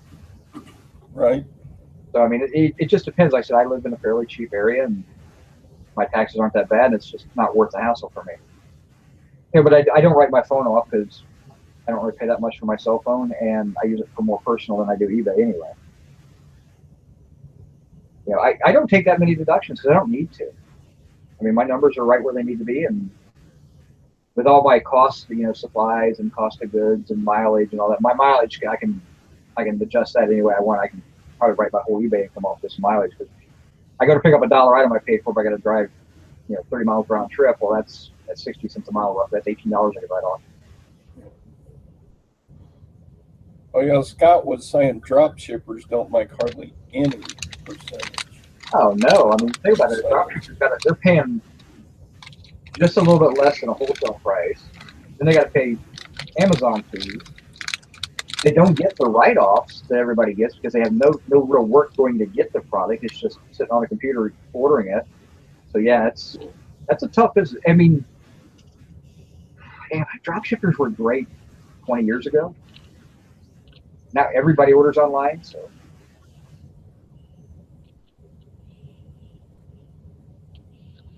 They had to make another policy. Yeah, that's not unusual. The U.S. only. I've never had to do that before, but it wouldn't let me do it any other way. Usually I can just unclick that button that says international shipping or send it to the global shipping program or whatever. Yeah. Usually I can just unclick that button. It wouldn't let me. It wanted me to make a different policy for it. Okay, that's what I'll do. Yeah, you can just change that. That's an easy one to change. If you're doing like a bulk relist and it pops something out every now and then, you just relist everything and then go back and hit that one and make your changes on that one individually. But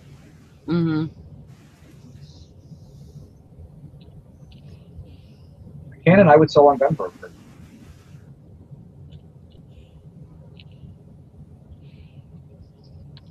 So Gunbroker does a lot of your firearms and your black powder stuff. Like you can do all that stuff on there.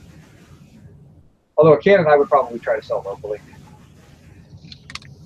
Talk about Confederate or reenactors type stuff from Civil War reenactors, how to get rid of that type of stuff. But yeah, Gunbrokers. You could probably sell that on like Bonanza or something, couldn't you? I don't know. I don't sell Bonanza anymore, so I don't know the rules. Yeah, actually, a local auction would be a great place to sell that. I think things that I can't sell. I mean, I saw a post somebody was talking about selling a black bear rug, and eBay doesn't allow things like that to be sold. I flip those into local auctions, and then you don't have to worry about it. You may not get as much because you're taking your global option off, but you're not stuck with it either. I had a swastika, Nazi swastika from Tiffany and Company, made in the 40s. Sold it on eBay twice, and first time I sold it, the guy sent it back saying he didn't think it was true, even though I had documentation from Tiffany that they did make them. And I ended up the second time somebody bought it, and then it got canceled by eBay before the guy paid, so he couldn't even pay for it. And I eventually just sold it. I sold it online, or I sold it locally I got a little bit less than scrap gold value out of it, but I didn't really care at that point. I was done selling it. I didn't lose. I made money on it, so I didn't really care. But yeah, it's one of those weird little things. And the swastika is not. I mean, the Nazis appropriated it. They didn't admit the darn thing. So yeah.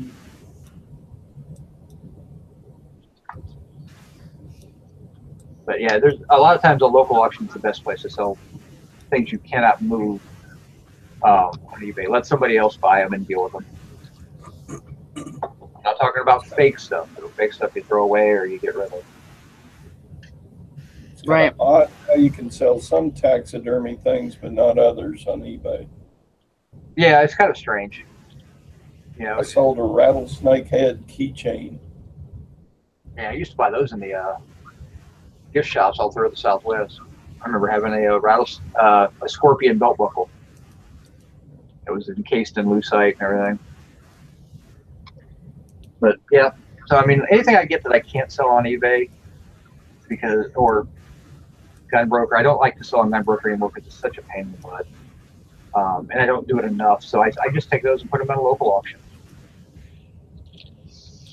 And I usually do decent enough that I don't have to worry about it. But I also try not to buy crap like that too. I don't buy World War II Nazi crap. I don't buy Confederate flag stuff.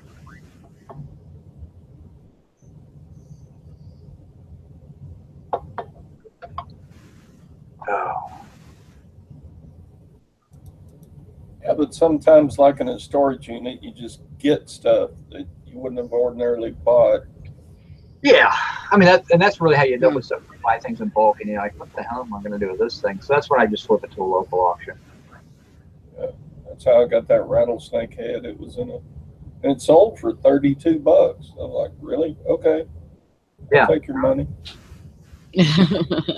Yeah, I mean, the one thing I won't even touch though is bird taxidermy. You get the wrong stuff, and you're going to jail. Yep. I did try to buy a seal though. It was and I did a lot of research on it to make sure I could actually sell it. And it was a seal that had been stuffed, and it was in its presentation case. It was actually came out of a collector's estate, and it was a museum piece that they had, from the 1910, 1915, something like that. But they had collected the seal off the ice floe, and it was a display piece in the museum. And then it got taken down and packed away in this nice crate, had all the documentation with it. And I was trying to get it. I thought I was going to get it for 80 or 90 bucks, and it sold. It went crazy at the last minute. It sold for over 400. But I had to do a lot of research on that. Can I still sell these? And eBay doesn't have a policy against it. And what's interesting is they still hunt the seals. And you go through that whole baby seal hunt crap, and you're like, why do you still hunt these things? But it was interesting in and of itself. The research in and of itself was kind of cool. But I would have bought that because it was just neat.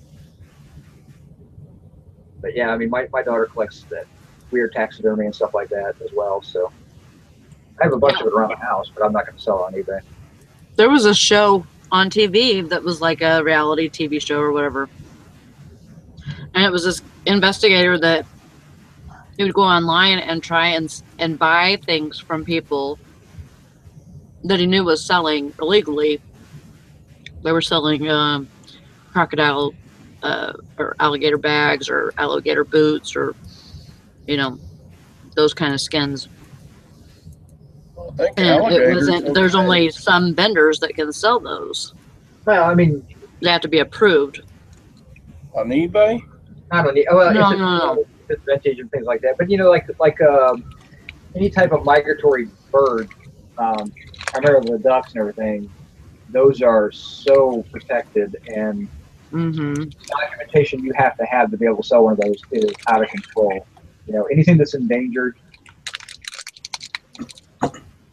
All that type of stuff. I've sold cowboy boots on eBay that had elephant. Yep. You can sell elephant if it's old enough, yeah. And ostrich. All kinds of boots I've sold that are exotic. Yep. The ones I used to see were the elephant footstools. Mm-hmm. I don't think I don't know if eBay now has a policy, but back then you could sell them, and it's the elephant leg. It's stuffed and made into a footstool, and you have like the toenails and everything. I mean, wow. You can't sell ivory unless it's pre whatever year it's supposed to be pre. I don't even know. Right. How would you even prove that? Yeah, it's hard to prove. That's the thing. I mean, a lot of pieces you get, especially when we buy them, there's no proof that comes along with it. So it's a lot more pain in the ass to do than anything. Pizza. Holy hell, Sal, you made it hot in here. Why make it so hot in here? Well, that's way done. You can man Talking? Holy hell, Jonah. Sounds like it. Pizza. I got to go take lunch, so. Yeah. I better go take a picture of my Texas Ranger. I'm going to shut it down. I'll see you guys later. For realsy now. I'm going to shut it down. Bye.